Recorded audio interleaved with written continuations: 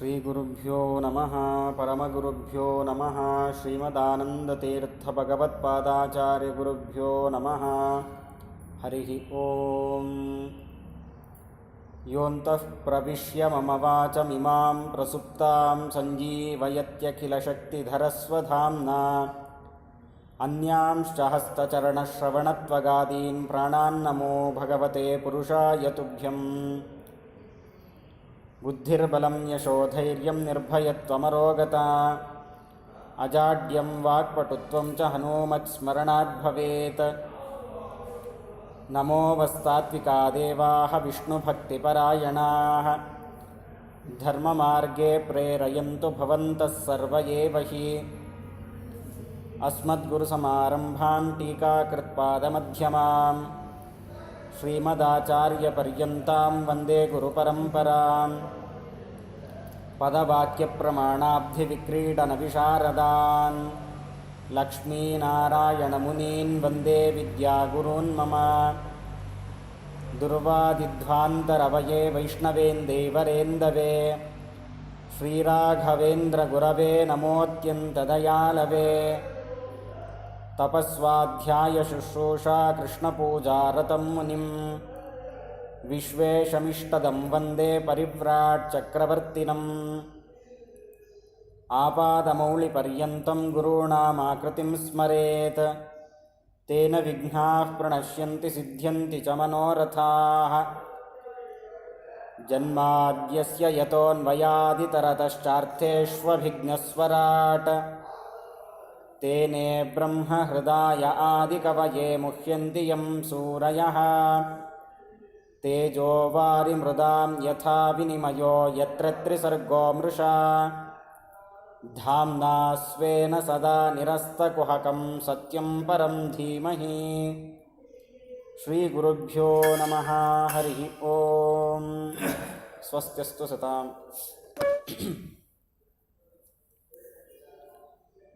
ಅಷ್ಟಮಸ್ಕಂದದ ಪ್ರಾರಂಭದಲ್ಲಿ ಬೇರೆ ಬೇರೆ ಮನ್ವಂತರಗಳಲ್ಲಿ ನಡೆದಿರತಕ್ಕಂತಹ ಪರಮಾತ್ಮನ ಅವತಾರ ಲೀಲೆಗಳನ್ನು ಶುಕಾಚಾರ್ಯರು ಪರೀಕ್ಷಿತ್ ರಾಜರಿಗೆ ನಿರೂಪಣೆಯನ್ನು ಮಾಡ್ತಾ ಇದ್ದಾರೆ.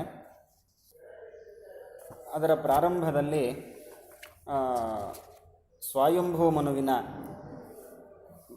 ವಿಸ್ತಾರವಾಗಿ ಸ್ವಾಯಂಭೂ ಮನುವಿನ ವಂಶವನ್ನು ನಾವು ಅಲ್ಲಿ ಶ್ರವಣವನ್ನು ಮಾಡಿದ್ದೇವೆ. ಹಾಗಾದರೆ ಆ ಸ್ವಾಯಂಭೂ ಮನ್ವಂತರ ಕಳೆದ ಮೇಲೆ 7 ಮನ್ವಂತರಗಳು ಕಳೆದಿದೆ. ಅದರಲ್ಲಿ ಸ್ವಾಯಂಭೂ ಮನ್ವಂತರದಲ್ಲಿ ಆಕೂತಿ ಮತ್ತು ದೇವಹೂತಿ ಅಂತ ಮನುವಿನ 2 ಹೆಣ್ಣುಮಕ್ಕಳು, ಆ ಇಬ್ಬರಲ್ಲೂ ಕೂಡ ಪರಮಾತ್ಮ ಅವತಾರವನ್ನು ಮಾಡಿದ್ದಾನೆ ಅಂತ. ದೇವಹೂತಿಯಲ್ಲಿ ಕಪಿಲನಾಮಕನಾಗಿ ಪರಮಾತ್ಮ ಅವತಾರವನ್ನು ಮಾಡಿ ಆ ದೇವಹೂತಿಗೆ ಅನೇಕ ಸಾಂಖ್ಯ ತತ್ವವನ್ನು ಪರಮಾತ್ಮ ಉಪದೇಶ ಮಾಡಿದ್ದಾನೆ. ಅದನ್ನು ತೃತೀಯ ಸ್ಕಂದದಲ್ಲಿ ನಾವು ನಿರೂಪಣೆಯನ್ನು ಮಾಡಿದ್ದೇವೆ ಅಂತ ಹೇಳಿ, ಈಗ ಆಕೂತಿಯಲ್ಲಿ ಪರಮಾತ್ಮ ಯಜ್ಞನಾಮಕನಾಗಿ ಅವತಾರವನ್ನು ಮಾಡಿದ್ದ. ಹಾಗಾದರೆ ಅಂತಹ ಯಜ್ಞನಾಮಕ ಪರಮಾತ್ಮ ಏನು ಮಾಡ್ದ, ಅವನ ಚರಿತ್ರೆಯನ್ನು ಹೇಳಬೇಕು ಅಂಥೇಳಿ ಪ್ರಾರ್ಥನೆಯನ್ನು ಮಾಡ್ತಾ ಇದ್ದಾರೆ. ಹಾಗಾದರೆ ಆ ಶತರೂಪ ದೇವಿಯ ಗಂಡನಾಗಿರತಕ್ಕಂಥ ಸ್ವಯಂಭೂಮನು ವಿರಕ್ತ ಕಾಮಭೋಗೇಶು ಶತರೂಪ ಪತಿ ಪ್ರಭು. ಆ ಶತರೂಪೆಯ ಗಂಡನಾಗಿರತಕ್ಕಂಥ ಸ್ವಯಂಭೂಮನು ವಿರಕ್ತ ಕಾಮಭೋಗೇಶು ಅಂದರೆ ಸಂಸಾರದಲ್ಲಿ ವೈರಾಗ್ಯವನ್ನು ತಾಳಿ ಸುನಂದಾಯಾಮ್ ವರ್ಷಶತಂ ಪದೇನೈಕೇನ ಭುವಂ ಸ್ಪೃಶನ್. ಆ ಸುನಂದ ಎಂಬತಕ್ಕಂಥ ಒಂದು ನದಿಯ ಸಂದರ್ಭದಲ್ಲಿ ಆ ದಡದಲ್ಲಿ ಏಕೇನ ಪದೇನ ಅಂದರೆ ಒಂದೇ ಕಾಲಲ್ಲಿ ನಿಂತು ವರ್ಷಶತಂ ತಪಃ ಚರಿತಂ ಅಂದರೆ 100 ವರ್ಷಗಳ ಕಾಲ ತಪಸ್ಸನ್ನು ಆ ಸ್ವಯಂಭೂವನ್ನು ಪರಮಾತ್ಮನ ಪ್ರೀತಿಗೋಸ್ಕರ ತಾನು ಮಾಡಿದ್ದಾನೆ.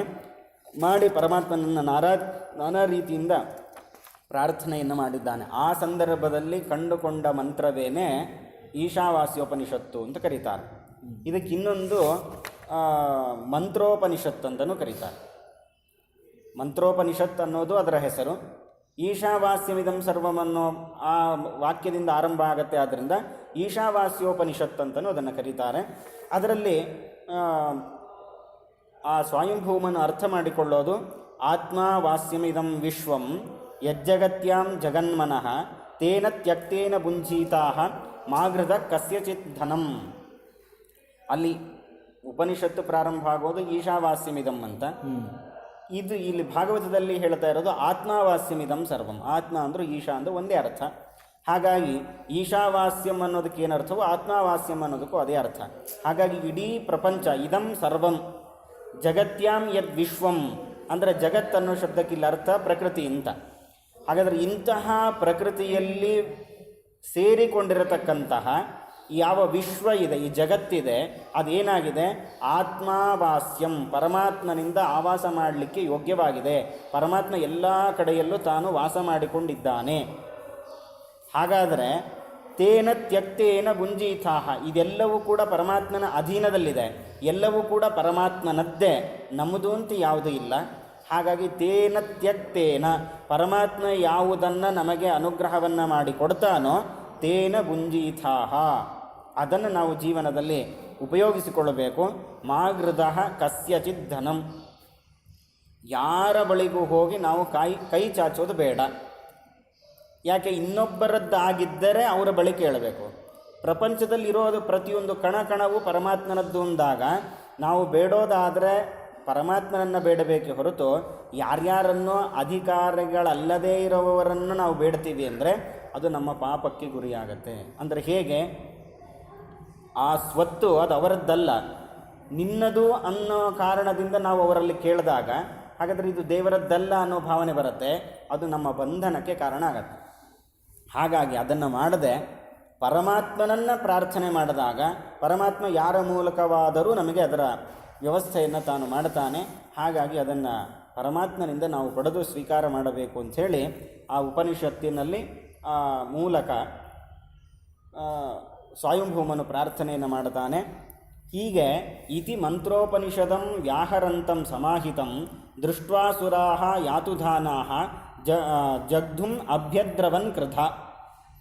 ಹೀಗೆ ಪರಮಾತ್ಮನನ್ನು ಈಶಾವಾಸ್ಯ ಮಂತ್ರಗಳಿಂದ ಸ್ವಯಂಭೂಮನು ಪ್ರಾರ್ಥನೆ ಮಾಡ್ತಾ ಇರಬೇಕಾದ್ರೆ ಅಸುರಾಹ ಯಾತುಧಾನಾಹ, ರಾಕ್ಷಸರು, ಪಿಶಾಚಗಳು, ಇವರೆಲ್ಲರೂ ಕೂಡ ಜಗ್ಧುಂ, ಅವನನ್ನು ತಿನ್ನಬೇಕು, ನುಂಗಬೇಕು ಅಂಥೇಳಿ ಅಭ್ಯದ್ರವನ್ ಕೃತ, ಸಿಟ್ಟಿಂದ ಬರ್ತಾ ಇದ್ದಾರಂತೆ. ಆ ಸಂದರ್ಭದಲ್ಲಿ ಯಜ್ಞನಾಮಕ ಪರಮಾತ್ಮ ಅವರನ್ನೆಲ್ಲ ಸಂಹಾರ ಮಾಡಿ ಸ್ವಯಂಭೂಮನಿಗೆ ಅನುಗ್ರಹವನ್ನು ಮಾಡಿದ್ದಾನೆ ಅಂತ ಇದನ್ನು ಸ್ಪಷ್ಟಪಡಿಸಿದ್ದಾರೆ. ಇದಾದ ಮೇಲೆ ಈ ಗಜನನ್ನು ಪರಮಾತ್ಮ ಉದ್ಧಾರ ಮಾಡಿದ್ದಾನೆ ಅಂತ ನಾವು ಕೇಳಿದ್ದೇವೆ. ಅದನ್ನು ನಮಗೆ ತಿಳಿಸಿಕೊಡಬೇಕು ಅಂತ ಹೇಳುವಾಗ ಯಾವ ಮನ್ವಂತರದಲ್ಲಿ ಇದು ನಡೆದಿದ್ದು? ತಾಪಸ ಮನ್ವಂತರದಲ್ಲಿ ನಡೆದ ಕಥೆಯನ್ನು ಪರೀಕ್ಷಿತ್ ರಾಜರಿಗೆ ಶುಕಾಚಾರ್ಯರು ಹೇಳ್ತಾ ಇದ್ದಾರೆ. ಬಾದರಾಯಣ ಏತತ್ತೇ ಶ್ರೋತುಮಿಚ್ಛಾಮಹೇ ವಯಂ ಹರಿರ್ ಯಥಾ ಗಜಪತಿಂ ಗ್ರಾಹಗ್ರಸ್ತಂ ಅಮೂಮುಚತ್. ಅಂದರೆ ಬಾದರಾಯಣ ಅಂದರೆ ಶುಕಾಚಾರ್ಯರೇ, ಏತತ್ತೇ ಶ್ರೋತುಮಿಚ್ಛಾಮಹೇ, ನಿಮ್ಮಿಂದ ಇದನ್ನು ನಾವು ಕೇಳಬೇಕು ಅಂತ ಅಪೇಕ್ಷೆ ಪಡ್ತಾ ಇದ್ದೇನೆ. ಯಾವುದು? ಗಜಪತಿಂ ಹರಿಹಿ ಯಥಾ ಗ್ರಾಹಗ್ರಸ್ತಂ ಅಮೂಮುಚತ್. ಆ ಮೊಸಳೆಗೆ ಸೆಳೆತಕ್ಕೆ ಸಿಕ್ಕಾಕೊಂಡಿರತಕ್ಕಂಥ ಆ ಗಜಪತಿಂ, ಆ ಗಜೇಂದ್ರನನ್ನು ಪರಮಾತ್ಮ ಹೇಗೆ ರಕ್ಷಣೆ ಮಾಡಿದ, ಹೇಗೆ ಬಿಡಿಸಿದ್ದಾನೆ, ಅದು ನಮಗೆ ಹೇಳಬೇಕು. ಯಾಕೆ ಇದನ್ನು ಕೇಳ್ತಾ ಇದ್ದೀನಿ ಅಂದರೆ ತತ್ಕಥಾಸು ಮಹಾಪುಣ್ಯಂ ಧನ್ಯಂ ಸ್ವಸ್ತ್ಯಯನಂ ಶುಭಂ ಯತ್ರ ಯತ್ರೋತ್ತಮ ಶ್ಲೋಕ ಭಗವಾನ್ ಗೀಯತೆ ಹರಿಹಿ.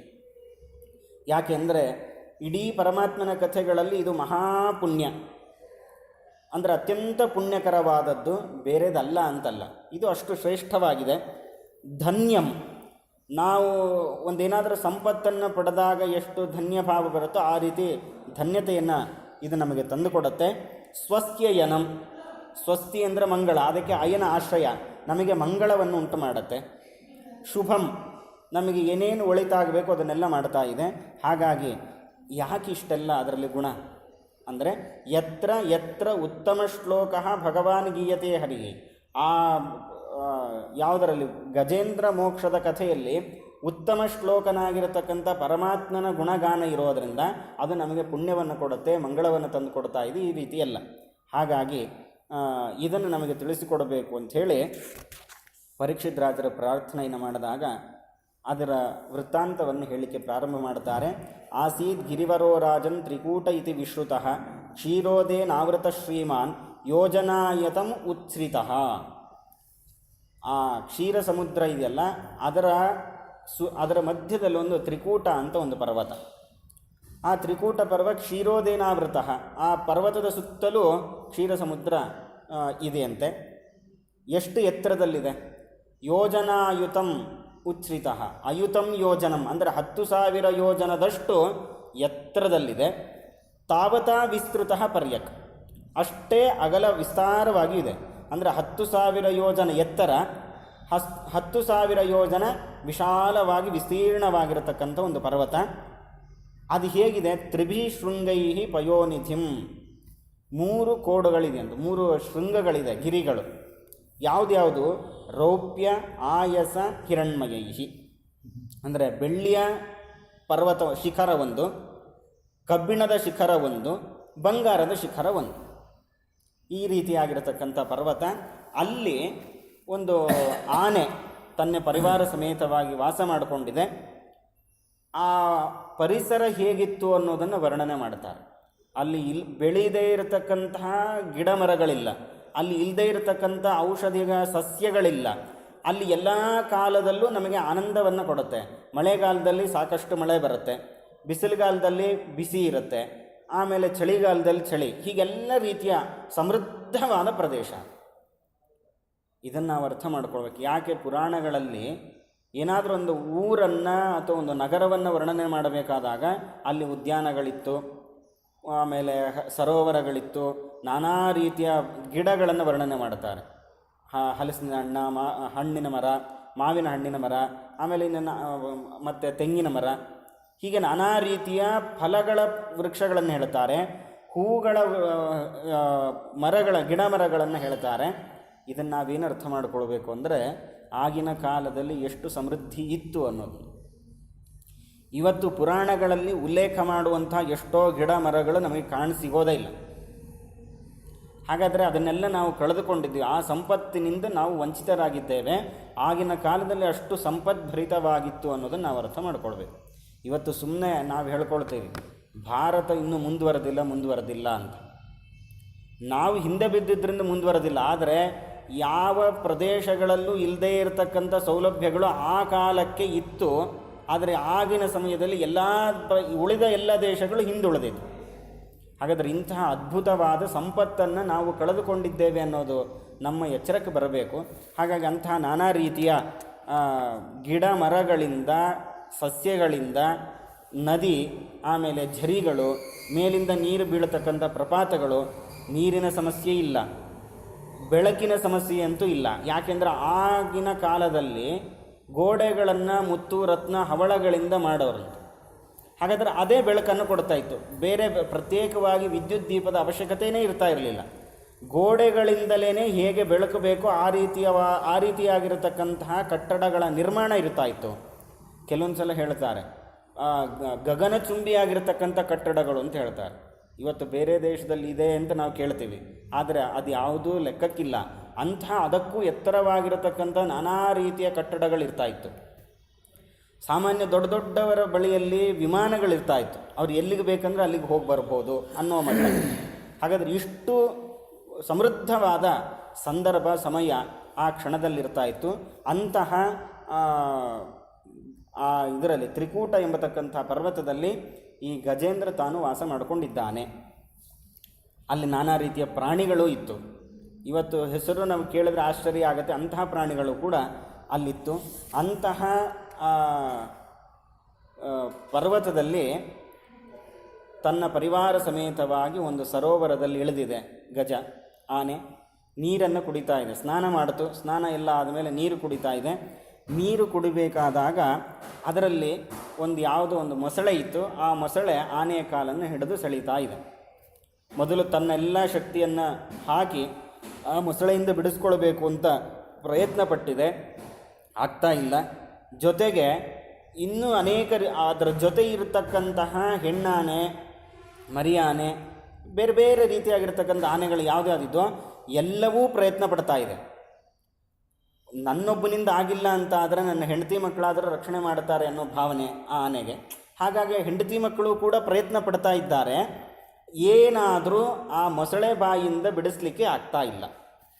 ಹೀಗೆ ತಥಾತುರಂ ಯೂಥಪತಿಂ ಕರೇಣವಃ ವಿಕೃಷ್ಯಮಾಣಂ ತರಸಾ ಬಲೀಯಸ ವಿಚುಕೃಷು ದೀನ ಧಿಯೋಪರೇ ಗಜಾಃ ಗ್ರಹಾತ್ ತಾರಯಿತು ನ ಚಾಶಕನ್. ಹಾಗಾದರೆ ಪಾರ್ಷ್ಣಿಗ್ರಹ ಅವರ ಪರಿವಾರದವರು ಅಂತ ಏನೇನು ಆನೆಗಳಿತ್ತು ಅದ್ಯಾವುದೂ ಕೂಡ ತಾರಯಿತು ನ ಚಾಶಕನ್, ಈ ಮೊಸಳೆ ಹಿಡಿತದಿಂದ ಪಾರು ಮಾಡಲಿಕ್ಕೆ ಯಾವುದಕ್ಕೂ ಆಗಲಿಲ್ಲಂತ. ಹಾಗಾಗಿ ವಿಚುಕೃಷು ದೀನ ಧಿಯ, ಇನ್ನು ಉಳಿದ ಕೆಲವು ಪ್ರಯತ್ನಪಟ್ಟು ಇನ್ನು ಕೆಲವು ಅರ್ಥ ಆಯಿತು, ಹಾಗಾದರೆ ನಾವು ಪ್ರಯತ್ನ ಪಟ್ಟರು ನಮ್ಮಿಂದ ಆಗಲ್ಲ, ಹಾಗಾಗಿ ಜೋರಾಗಿ ಕೂಗ್ತಾ ಇದ್ದಾವೆ, ಏನಾದರೂ ಆಗ್ತಾ ಇಲ್ಲ. ಎಷ್ಟಾಯಿತು ಅಂದರೆ ಸಮಾಸಹಸ್ರಂ ವ್ಯಗಮನ್ ಮಹೀಪತೆ ಸಪ್ರಾಣಯೋ ಚಿತ್ರಂ ಅಮಂಸತಾಮರಾಹ. ಹಾಗಾದರೆ ಸಾವಿರಾರು ವರ್ಷಗಳ ಕಾಲ ಈ ಆನೆ ಈ ಕಡೆ ಸೆಳೆಯುತ್ತೆ, ಆಮೇಲೆ ಮೊಸಳೆ ಆ ಕಡೆ ಸೆಳೆಯುತ್ತೆ, ಹೀಗೆ ಪರಸ್ಪರ ಈ ಸೆಳೆದಾಟ. ಅಂದರೆ ಆನೆ ಏನಾದರೂ ಮಾಡಿ ನಾನು ಬಿಡಿಸ್ಕೊಳ್ಬೇಕು ಅಂತ ಪ್ರಯತ್ನ ಪಡ್ತಾ ಇದೆ, ಮೊಸಳೆ ಏನಾದರೂ ನಾನು ಬಿಡಬಾರದು ಅಂತ ಪ್ರಯತ್ನ ಪಡ್ತಾ ಇದೆ. ಈ ಕ್ರಮದಲ್ಲಿ 1000 ವರ್ಷಗಳು ಕಳೆದಿದೆ ಅಂತ. ಸಮಾಹ ಸಹಸ್ರಂ ಯಗಮನ್ನ ಅಂದರೆ 1000 ವರ್ಷಗಳು ಕಳೆದಿದೆ. ಆವಾಗ ಆ ಆನೆಗೆ ಅರ್ಥ ಆಯಿತು, ಇದು ನನ್ನಿಂದ ಆಗುವಂಥದ್ದಲ್ಲ. ಇತ್ತಂ ಗಜೇಂದ್ರ ಸ ಯದಾಪ ಸಂಕಟಂ ಪ್ರಾಣಸ್ಯ ದೇಹಿ ವಿವಶೋ ಯದೃಚ್ಛಯ ಅಪಾರಯನ್ನಾತ್ಮ ವಿಮೋಕ್ಷಣೇ ಚಿರಂ ದಧ್ಯಾವಿಮೌ ಬುದ್ಧಿಂ ಅಥಾಭ್ಯಪದ್ಯತ.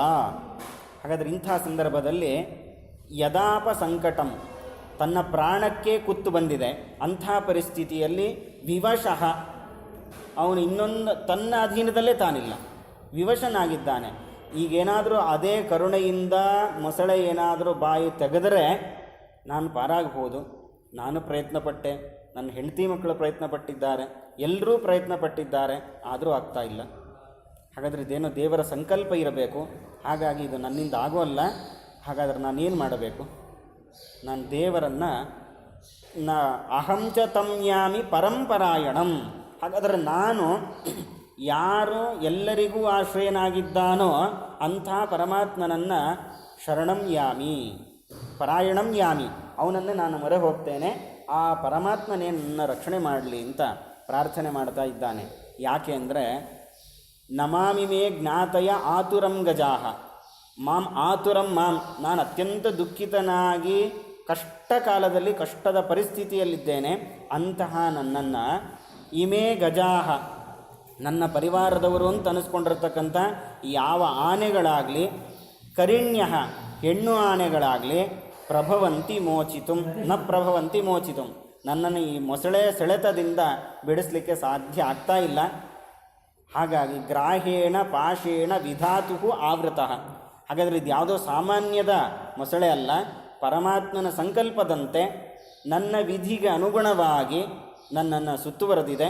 ಹಾಗಾಗಿ ಇಂಥ ಸಂದರ್ಭದಲ್ಲಿ ನಾನು ಪರಮಾತ್ಮನನ್ನೇ ಮೊರೆ ಹೋಗಬೇಕು ಅಂಥೇಳಿ ಆನೆ ಪರಮಾತ್ಮನನ್ನು ಪ್ರಾರ್ಥನೆ ಮಾಡಲಿಕ್ಕೆ ಪ್ರಾರಂಭ ಮಾಡಿದೆ. ಓಂ ನಮೋ ಭಗವತೆ ತಸ್ಮೈ ಯತ ಏತಚ್ಚಿದಾತ್ಮಕಂ ಪುರುಷಾಯಾದಿಬೀಜಾಯ ಪರೇಶಾಯ ಹಿ ಧೀಮಹಿ. ಪರಮಾತ್ಮನನ್ನು ಪ್ರಾರ್ಥನೆ ಮಾಡ್ತಾ ಇದೆ.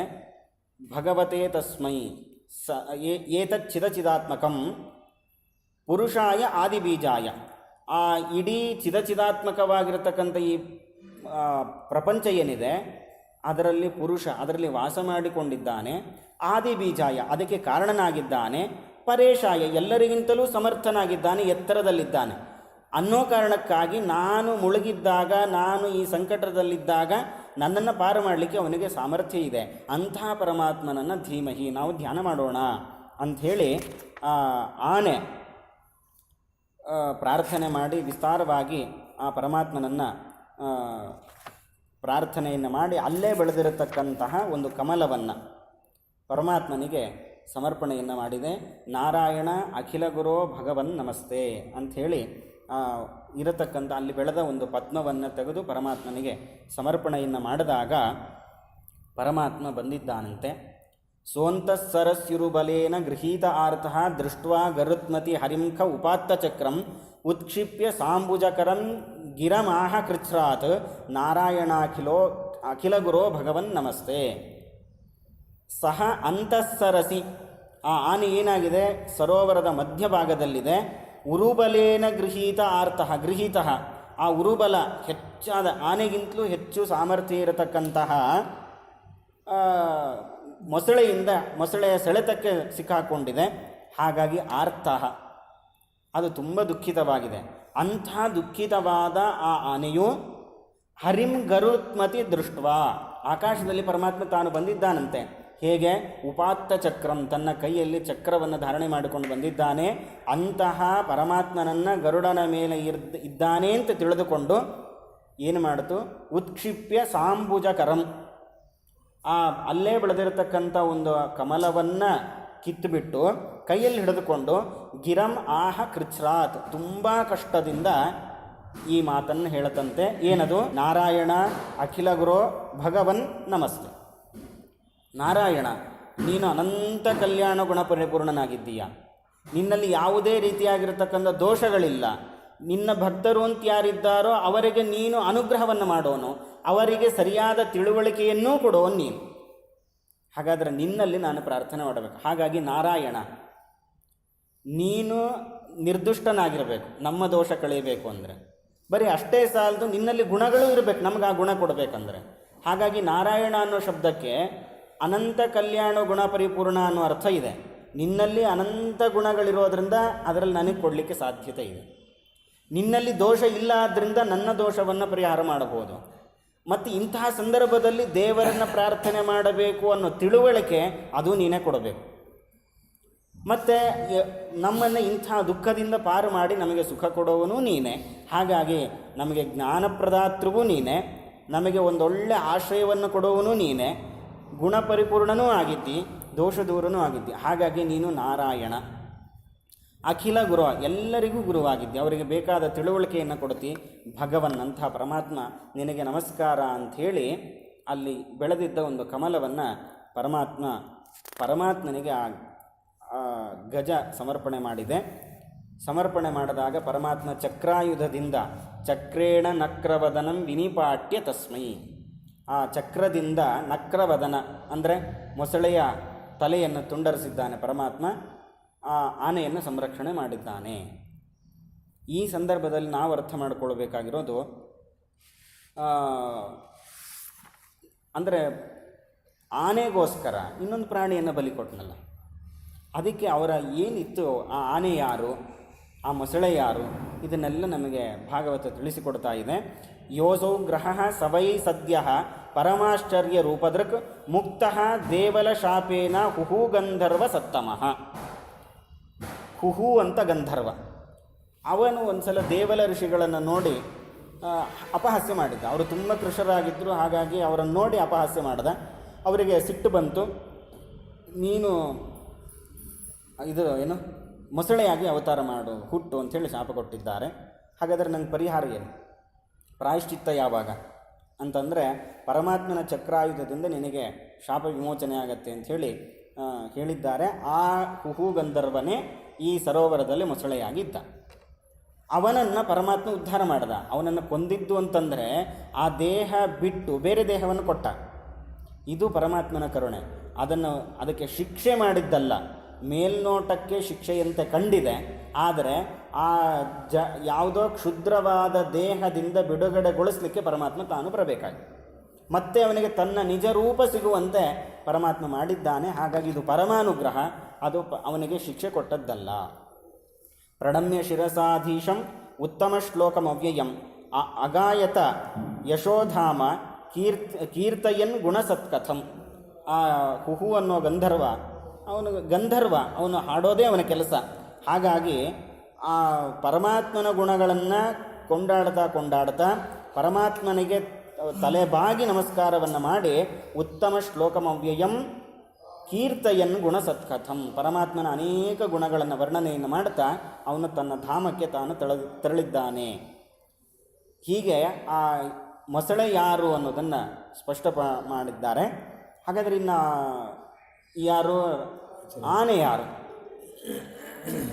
ಅದನ್ನು ಹೇಳಬೇಕು ಅಂತ ಕೇಳಿದಾಗ ಅದಕ್ಕೆ ಗಜೇಂದ್ರೋ ಭಗವತ್ ಸ್ಪರ್ಶಾತ್ ವಿಮುಕ್ತೋ ಜ್ಞಾನಬಂಧನಾತ್ ಪ್ರಾಪ್ತಃ ಭಗವತಃ ರೂಪಂ ಪೀತವಾಸಾಹ ಚತುರ್ಭುಜ. ಆ ಆನೆ ಏನು ಅಂತಂದರೆ ಪರಮಾತ್ಮನ ಕರಸ್ಪರ್ಶದಿಂದ ತಾನು ಒಂದು ಒಳ್ಳೆ ರೂಪವನ್ನು ಪರಮಾತ್ಮನಂತೆ ಇರುವಂಥ ರೂಪ, ಅಂದರೆ ಪರಮಾತ್ಮನಂತೆ ಇರೋ ರೂಪ ಅಂದರೆ ಸಾರೂಪ್ಯ. ಅವನು ಶಂಖಚಕ್ರ ಗದಾಧಾರಿಯಾಗಿರ್ತಾನೆ, ಆ ರೀತಿ ಇವನು ಶಂಖಚಕ್ರ ಗದಾಧಾರಿಯಾಗಿದ್ದಾನೆ. ಪೀತವಾಸಾಹ ಚತುರ್ಭುಜ, ಪರಮಾತ್ಮನಿಗೆ 4 ಕೈ ಪೀತಾಂಬರ ಧಾರಣೆ ಮಾಡಿದ್ದಾನೆ, ಇವನಿಗೂ 4 ಕೈ ಪೀತಾಂಬರ ಬಂದಿದೆ ಅನ್ನೋದನ್ನು ಸ್ಪಷ್ಟಪಡಿಸಿದ್ದಾರೆ. ಹಾಗಾದರೆ ಯಾರು ಇವನು? ಪರಮಾತ್ಮನ ಅನುಗ್ರಹಕ್ಕೆ ಪಾತ್ರನಾಗಿದ್ದಾನೆ ಅಂದರೆ ಯಾರು ಇವನು ಅಂತ ಪ್ರಶ್ನೆ ಬಂದಾಗ, ಇಂದ್ರದ್ಯುಮ್ನ ಇತಿ ಖ್ಯಾತಃ ವಿಷ್ಣುವ್ರತ ಪರಾಯಣಃ, ದ್ರವಿಡ ಸತ್ತಮಃ, ದ್ರವಿಡ ದೇಶದ ಒಬ್ಬ ರಾಜ. ಅವನು ಇಂದ್ರದ್ಯುಮ್ನ ಅಂತ. ಆ ಇಂದ್ರದ್ಯುಮ್ನ ಎಂಬತಕ್ಕಂಥ ರಾಜ ದ್ರವಿಡ ಸತ್ತಮಃ, ದ್ರವಿಡ ದೇಶದಲ್ಲಿ ಪಾಂಡ್ಯ ಅವನ ರಾಜ್ಯಭಾರ ಮಾಡಿಕೊಂಡಿದ್ದಾನೆ. ಇಂದ್ರದ್ಯುಮ್ನ ಅಂತ ಅವನ ಹೆಸರು. ಅಂತಹ ಇಂದ್ರದ್ಯುಮ್ನ ಅವನೇ ಈಗ ಆನೆಯಾಗಿ ಅವತಾರವನ್ನು ಮಾಡಿದ್ದಾನೆ ಅಂತ. ಅವನು ಯಾಕೆ ಆನೆಯಾಗಬೇಕಾದ ಪರಿಸ್ಥಿತಿ ಬಂತು ಅಂತ ಪ್ರಶ್ನೆ ಮಾಡಿದ್ದಕ್ಕೆ ಅದಕ್ಕೆ ಹೇಳ್ತಾರೆ, ಅಗಸ್ತ್ಯರನ್ನು ನೋಡಿ ಅಪಹಾಸ್ಯ ಮಾಡಿರ್ತಾನೆ. ಅಂದರೆ ಇವನು ಇಂದ್ರದ್ಯುಮ್ನ ಅನ್ನತಕ್ಕಂಥ ಒಬ್ಬ ರಾಜ ಎಲ್ಲೋ ಒಂದು ಕಡೆ ತಪಸ್ಸನ್ನು ಮಾಡ್ತಾ ಇದ್ದಾನೆ. ಆ ತಪಸ್ಸು ಮಾಡುವ ಸಂದರ್ಭದಲ್ಲಿ ಅಗಸ್ತ್ಯ ಋಷಿಗಳು ಬಂದಿದ್ದಾರೆ. ಹಾಗಾದರೆ ಅಗಸ್ತ್ಯ ಋಷಿಗಳು ಬಂದಾಗ, ಜ್ಞಾನಿಗಳು ಬಂದಾಗ ಎದ್ದು ನಿಂತು ಅವರಿಗೆ ಗೌರವವನ್ನು ಕೊಡಬೇಕು. ಆದರೆ ಇಂದ್ರದ್ಯುಮ್ನ ನಾನು ತಪಸ್ಸನ್ನು ಮಾಡ್ತಾ ಇದ್ದೇನೆ ಅನ್ನೋ ಕಾರಣಕ್ಕೋಸ್ಕರ ಅವರು ಬಂದಿದ್ದನ್ನು ಗಮನಿಸದೆ ಅವನು ಎದ್ದು ನಿಲ್ಲೋದಿಲ್ಲ. ಅಗಸ್ತ್ಯ ಋಷಿಗಳಿಗೆ ಸಿಟ್ಟು ಬರುತ್ತೆ. ಹಾಗಾಗಿ ನೀನು ಪ್ರಾಣಿಗಳಂತೆ ವರ್ತನೆ ಮಾಡಿದ್ದಿ, ಹಾಗಾಗಿ ನೀನು ಆನೆಯಾಗಿ ಹುಟ್ಟು ಅಂಥೇಳಿ ಶಾಪವನ್ನು ಕೊಟ್ಟಿದ್ದಾರೆ.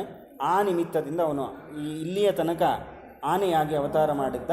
ಅದು ಪರಮಾತ್ಮ ಅವನಿಗೆ ಮೋಕ್ಷವನ್ನು ಕೊಟ್ಟಿದ್ದಾನೆ. ಹೀಗೆ ಆ ಗಜೇಂದ್ರನ ಕಥೆಯನ್ನು ಹೇಳಿ, ಇದನ್ನು ಈ ಸಂದರ್ಭದಲ್ಲಿ ದುಸ್ವಪ್ನ ನಾಶನಂ ಕುರುವರಿಗೆ ಶೃಣ್ವತಾಂ ಅಂತ ಶುಕಾಚಾರ್ಯರು ಹೇಳ್ತಾ ಇದ್ದಾರೆ. ಹಾಗಾದರೆ ಇಂತಹ ಈ ಗಜೇಂದ್ರ ಮೋಕ್ಷದ ಕಥೆಯನ್ನು ಯಾರು ಪ್ರತಿನಿತ್ಯ ಬೆಳಗಿನ ಹೊತ್ತಿನಲ್ಲಿ ಹೇಳ್ತಾರೋ, ಆ ಕಥೆಯನ್ನು ಕೇಳ್ತಾರೆ, ಅಂಥವರಿಗೆ ದುಸ್ವಪ್ನಗಳು ಬರೋದಿಲ್ಲ. ದುಸ್ವಪ್ನಗಳು ಬರೋದಿಲ್ಲ ಅಂದರೆ ಕೆಟ್ಟ ಕನಸು ಬರೋದಿಲ್ಲ ಅಂತ ಒಂದರ್ಥ. ಜೊತೆಗೆ ಕೆಟ್ಟ ಸೂಚನೆಗಳು ಸ್ವಪ್ನದಲ್ಲಿ ಬರೋದಿಲ್ಲ. ಇಂತಹ ಅದ್ಭುತವಾದ ಒಂದು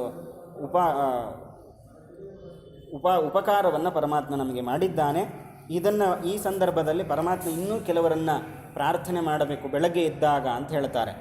ಯಾರ್ಯಾರು? ನನ್ನನ್ನು, ತ್ವಾಂ ಅಂದರೆ ಗಜನನ್ನು, ಸರಶ್ಚ ಇದಂ ಈ ಸರೋವರವನ್ನು, ಗಿರಿಕಂದರ ಕಾನನಂ ಅಂದರೆ ಈ ಪರ್ವತ ತ್ರಿಕೂಟ ಪರ್ವತದಲ್ಲಿರ್ತಕ್ಕಂಥ ಕಾನನ, ವೇತ್ರ ಕೀಚಕ ವೇಣೂನಾಂ ಗುಲ್ಮಾನಿ ಸುರಪಾದಪಾನ್ ಅಲ್ಲಿರ್ತಕ್ಕಂಥ ಗಿಡಮರಗಳನ್ನು ಸ್ಮರಣೆ ಮಾಡಿಕೊಳ್ಬೇಕು.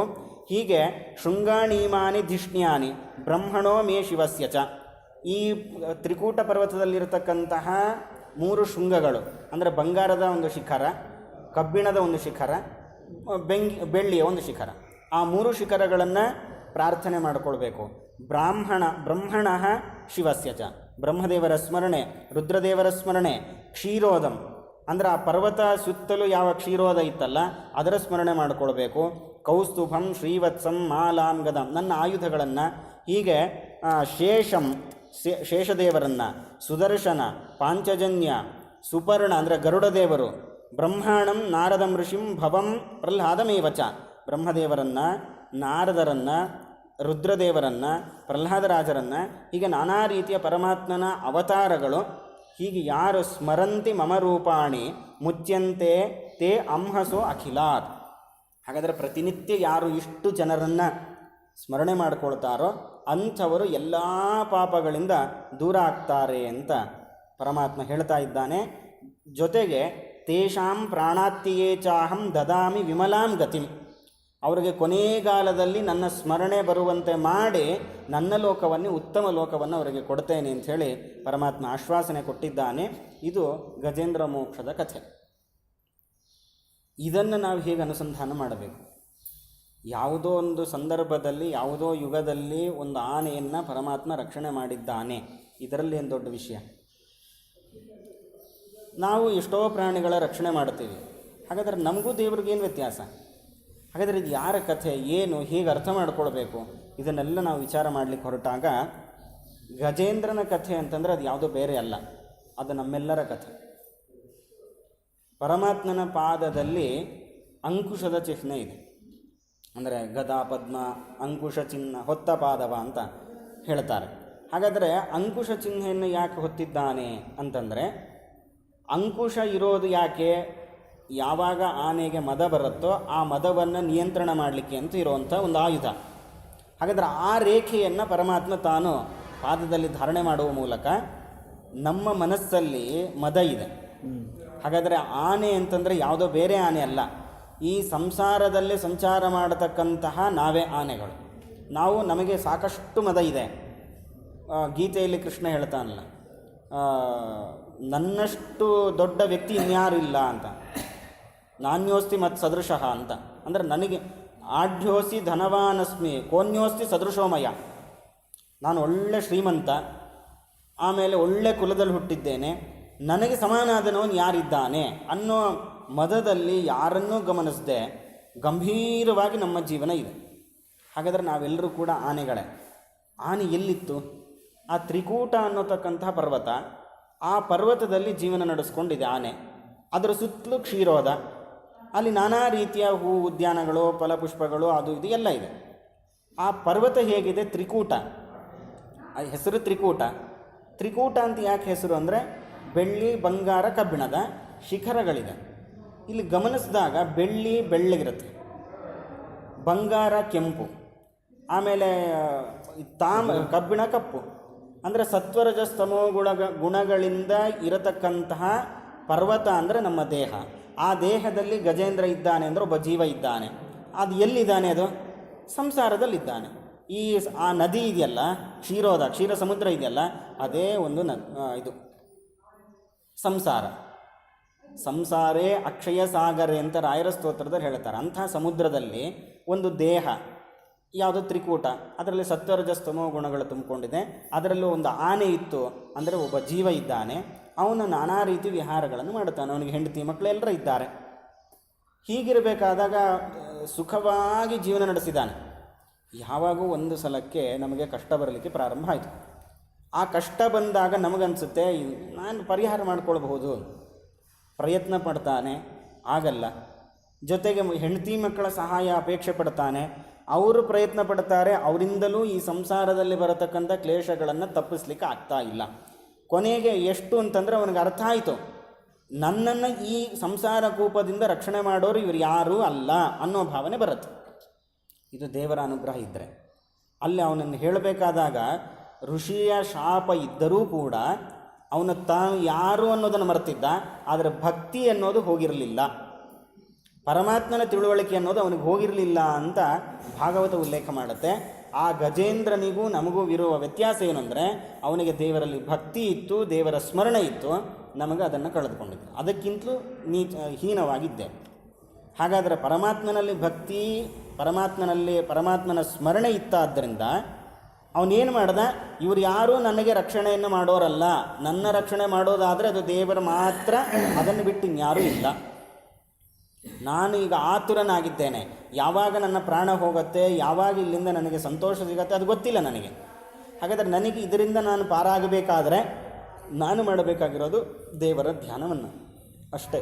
ಅದು ಬಿಟ್ಟು ನನ್ನ ರಕ್ಷಣೆ ಮಾಡುವಂಥ ಉಪಾಯ ನನಗೆ ಯಾವುದೂ ಕಾಣ್ತಾ ಇಲ್ಲ ಅಂಥೇಳಿ ಅಲ್ಲೇ ಬೆಳೆದಿದ್ದ ಒಂದು ಹೂವನ್ನು ದೇವರಿಗೆ ಕೊಟ್ಟಿವಿ. ಹಾಗಾದರೆ ದೇವರನ್ನು ಒಲಿಸಿಕೊಳ್ಳಬೇಕು ಅಂತಂದರೆ ನಾವು ಏನೇನೇನೋ ಆಸೆಯನ್ನು ತೋರಿಸಿ ದೇವರನ್ನು ಒಲಿಸ್ಕೊಳ್ಳೋದಲ್ಲ.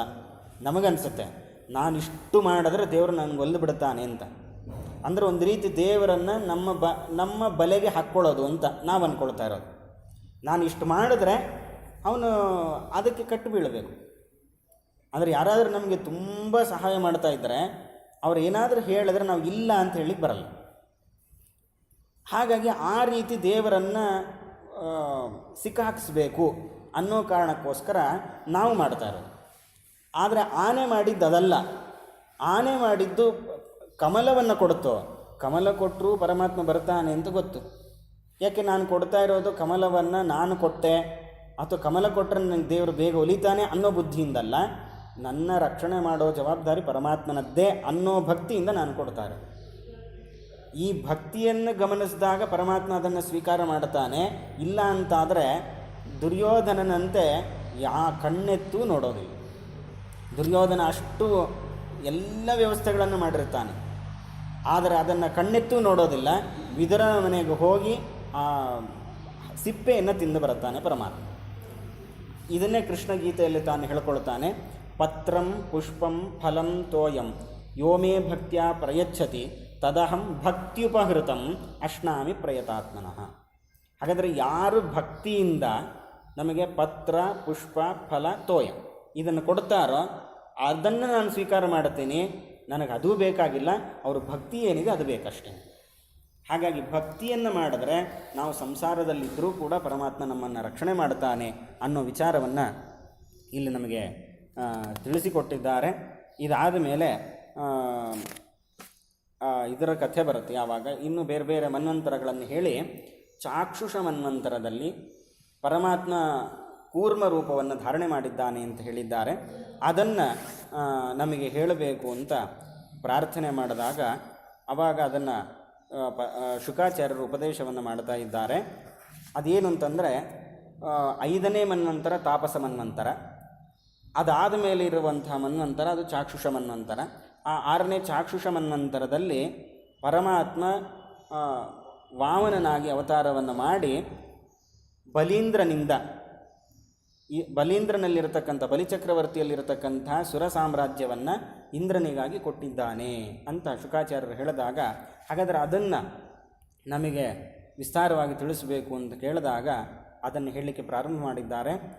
ಯಾಕೆ ಆ ಯುದ್ಧ ಆಯಿತು, ರಾಜ್ಯವನ್ನು ಯಾಕೆ ಕಳ್ಕೊಳ್ಬೇಕಾಗಿತ್ತು, ಆಮೇಲೆ ಆ ಬಲಿಚಕ್ರವರ್ತಿ ಯಾಕೆ ದೇವತೆಗಳ ಮೇಲೆ ಆಕ್ರಮಣ ಮಾಡದ, ಇದನ್ನೆಲ್ಲ ನಮಗೆ ವಿಸ್ತಾರವಾಗಿ ತಿಳಿಸಬೇಕು ಅಂತ ಪ್ರಾರ್ಥನೆಯನ್ನು ಮಾಡಿದ್ದಾರೆ. ಆ ಪ್ರಾರ್ಥನೆಗೆ ತಕ್ಕಂತೆ ಶುಕಾಚಾರ್ಯರು ಹೇಳಲಿಕ್ಕೆ ಪ್ರಾರಂಭ ಮಾಡಿದ್ದಾರೆ. ಒಂದು ಸಲ ಇಂದ್ರದೇವರು ಐರಾವತದ ಮೇಲೆ ಕೂತು ಬರ್ತಾ ಇದ್ದಾರೆ. ಬರಬೇಕಾದಾಗ ಆ ದಾರಿಯಲ್ಲಿ ದೂರ್ವಾಸರು ಬಂದಿದ್ದಾರೆ. ದೂರ್ವಾಸರು ಬಂದು ಅವರೊಂದು ಮಾಲೆ ಹಾಕ್ಕೊಂಡಿದ್ರು. ಅದು ದೇವರಿಗೆ ಸಮರ್ಪಣೆ ಮಾಡಿದ ನಿರ್ಮಾಲ್ಯದ ಮಾಲೆ. ಆ ನಿರ್ಮಾಲ್ಯವನ್ನು ಇಂದ್ರನಿಗೆ ಪರಮಾತ್ಮನ ನಿರ್ಮಾಲ್ಯ ಅನ್ನೋ ಕಾರಣಕ್ಕೋಸ್ಕರ ಆ ಮಾಲೆಯನ್ನು ಕೊಡ್ತಾರೆ. ಆದರೆ ಇಂದ್ರನಿಗೆ ಅಹಂಕಾರ, ನಾನು ಇಂದ್ರ ದೇವತೆಗಳ ರಾಜ, ನಾನು ಯಾಕೆ ಆ ಋಷಿಮುನಿಗೆ ಕೊಟ್ಟಿದ್ದ ಮಾಲೆಯನ್ನು ಹಾಕ್ಕೊಳ್ಬೇಕು ಅಂತೇಳಿ ಅಹಂಕಾರದಿಂದ ಅದನ್ನು ಐರಾವತಕ್ಕೆ ಹಾಕ್ತಾರೆ. ಆ ಐರಾವತ ಅದು ಹಾಗೆ ತಿಳಿದುಕೊಂಡು ಅದನ್ನು ಕೆಳಗೆ ಹಾಕಿ ಕಾಲಿಂದ ತುಳಿದು ಬಿಡತ್ತೆ. ದೂರ್ವಾಸರು ಮೊದಲೇ ಸಿಟ್ಟು ಕೇಳಬೇಕು, ಈ ಥರ ಆದಮೇಲೆ ಇನ್ನೂ ಸಿಟ್ಟು ಬಂತು, ಯಾವ ಸಂಪತ್ತಿನ ಮದದಿಂದ ನೀನು ಇಷ್ಟು ಅಹಂಕಾರದಿಂದ ಪ್ರವೃತ್ತಿಯನ್ನು ಮಾಡ್ತಾ ಇದೆಯೋ ಆ ಸಂಪತ್ತು ನಿನ್ನಿಂದ ದೂರ ಆಗಲಿ ಅಂಥೇಳಿ ಶಾಪ ಕೊಟ್ಟಿದ್ದ. ಆ ಶಾಪದ ನಿಮಿತ್ತ ಆ ಶಾಪ ಇವನಿಗೆ ಬಂದಿದೆ ಅಂತ ಯಾರಿಗೆ ಬಲಿಚಕ್ರವರ್ತಿಗೆ ಗೊತ್ತಾಯಿತು. ಹಾಗಾಗಿ ಆಕ್ರಮಣ ಮಾಡಲಿಕ್ಕೆ ಬಂದಿದ್ದಾನೆ. ಆಕ್ರಮಣ ಮಾಡಲಿಕ್ಕೆ ಬರ್ತಿದ್ದಾನೆ ಅನ್ನೋ ವಿಷಯ ಇಂದ್ರದೇವರಿಗೆ ಗೊತ್ತಾಯಿತು. ಇಂದ್ರದೇವರು ಬೃಹಸ್ಪತ್ಯಾಚಾರ್ಯರಲ್ಲಿ ಪ್ರಾರ್ಥನೆ ಮಾಡ್ತಾ ಇದ್ದಾರೆ, ಹೀಗೆ ವಿಷಯ ಬಂದಿದೆ, ಬಲಿಚಕ್ರವರ್ತಿ ನಮ್ಮ ನಗರದ ಮೇಲೆ ಅಮರಾವತಿಯ ಮೇಲೆ ಆಕ್ರಮಣಕ್ಕೆ ಅಂತ ಬರ್ತಾ ಇದ್ದಾನೆ, ಏನು ಮಾಡಬೇಕು? ಏನೂ ಮಾಡಲಿಕ್ಕಿಲ್ಲ. ಯಾಕೆಂದರೆ ಬ್ರಹ್ಮಜ್ಞಾನಿಗಳ ಶಾಪಕ್ಕೆ ಗುರಿಯಾಗಿದ್ದೇವೆ, ಹಾಗಾಗಿ ಅದನ್ನು ತಪ್ಪಿಸ್ಲಿಕ್ಕೆ ಸಾಧ್ಯ ಇಲ್ಲ. ಹಾಗಾಗಿ ನಾವು ಬಿಟ್ಟು ಹೋಗೋದು ಒಳಿತು ಅಂಥೇಳಿ ಆ ಬಲಿಚಕ್ರವರ್ತಿ ಬರೋಕ್ಕಿಂತ ಮುಂಚೆ ಇವರೇ ಹೋಗಿಬಿಟ್ಟಿದ್ದಾರೆ. ಅಲ್ಲಿ ಯಾರೂ ಇಲ್ಲ. ಬಲಿಚಕ್ರವರ್ತಿ ಆ ರಾಜ್ಯವನ್ನು ಆಕ್ರಮಣ ಮಾಡಿಕೊಂಡು ಅಲ್ಲಿದ್ದು ರಾಜ್ಯಭಾರ ಮಾಡಲಿಕ್ಕೆ ಪ್ರಾರಂಭ ಮಾಡಿದ್ದ. ಹಾಗಾದರೆ ಏನು ಮಾಡಬೇಕು? ದೇವರ ಹತ್ರ ಹೋಗಿದ್ದಾರೆ. ದೇವತೆಗಳ ಹತ್ರ ಹೋದಾಗ ಬ್ರಹ್ಮದೇವರ ಬಳಿಗೆ ಹೋದಾಗ ಇಲ್ಲ ದೇವರ ಹತ್ರ ಹೋಗೋಣ ಅಂಥೇಳಿ ಪರಮಾತ್ಮನ ಬಳಿಗೆ ಕರ್ಕೊಂಡು ಹೋಗಿದ್ದಾರೆ. ಪರಮಾತ್ಮ ಇಂದ್ರಾದಿ ದೇವತೆಗಳಿಗೆ ಉಪದೇಶ ಮಾಡ್ತಾ ಇದ್ದಾನೆ, ಏನೂ ಮಾಡಲಿಕ್ಕಿಲ್ಲ, ನಿಮಗೆ ಮತ್ತೆ ರಾಜ್ಯ ಸಿಗಬೇಕು ಅಂತಂದರೆ ಮತ್ತೆ ಇಂದ್ರನ ಬಳಿಗೆ ಹೋಗ್ರಿ, ಯಾರು ಬಲಿಚಕ್ರವರ್ತಿ ಹತ್ರ ಹೋಗ್ರಿ, ನೀವಿಬ್ಬರು ಸಂಧಾನ ಮಾಡಿಕೊಳ್ಳ್ರಿ. ಸಂಧಾನ ಮಾಡಿಕೊಂಡು ಅಮೃತ ಮಥನ ಮಾಡಿ ಅಮೃತ ಸಿಕ್ಕಾಗ ನಾನು ನಿಮಗೆ ಮಾತ್ರ ಅಮೃತ ಕೊಡಿಸ್ತೀನಿ, ಅವರಿಗೆ ಆ ಅಮೃತವನ್ನು ನೀವು ಕೊಡದಿದ್ದೀರಿ ಅಂತಾದರೆ ನೀವು ಯಾರನ್ನೂ ಬೇಕಾದರೂ ಗೆಲ್ಲಬಹುದು ಅಂತ ಹೇಳಿದ್ದಾರೆ. ಅದರಂತೆ ಹಾಗಾದರೆ ಹೇಗೆ ಹೋಗೋದು?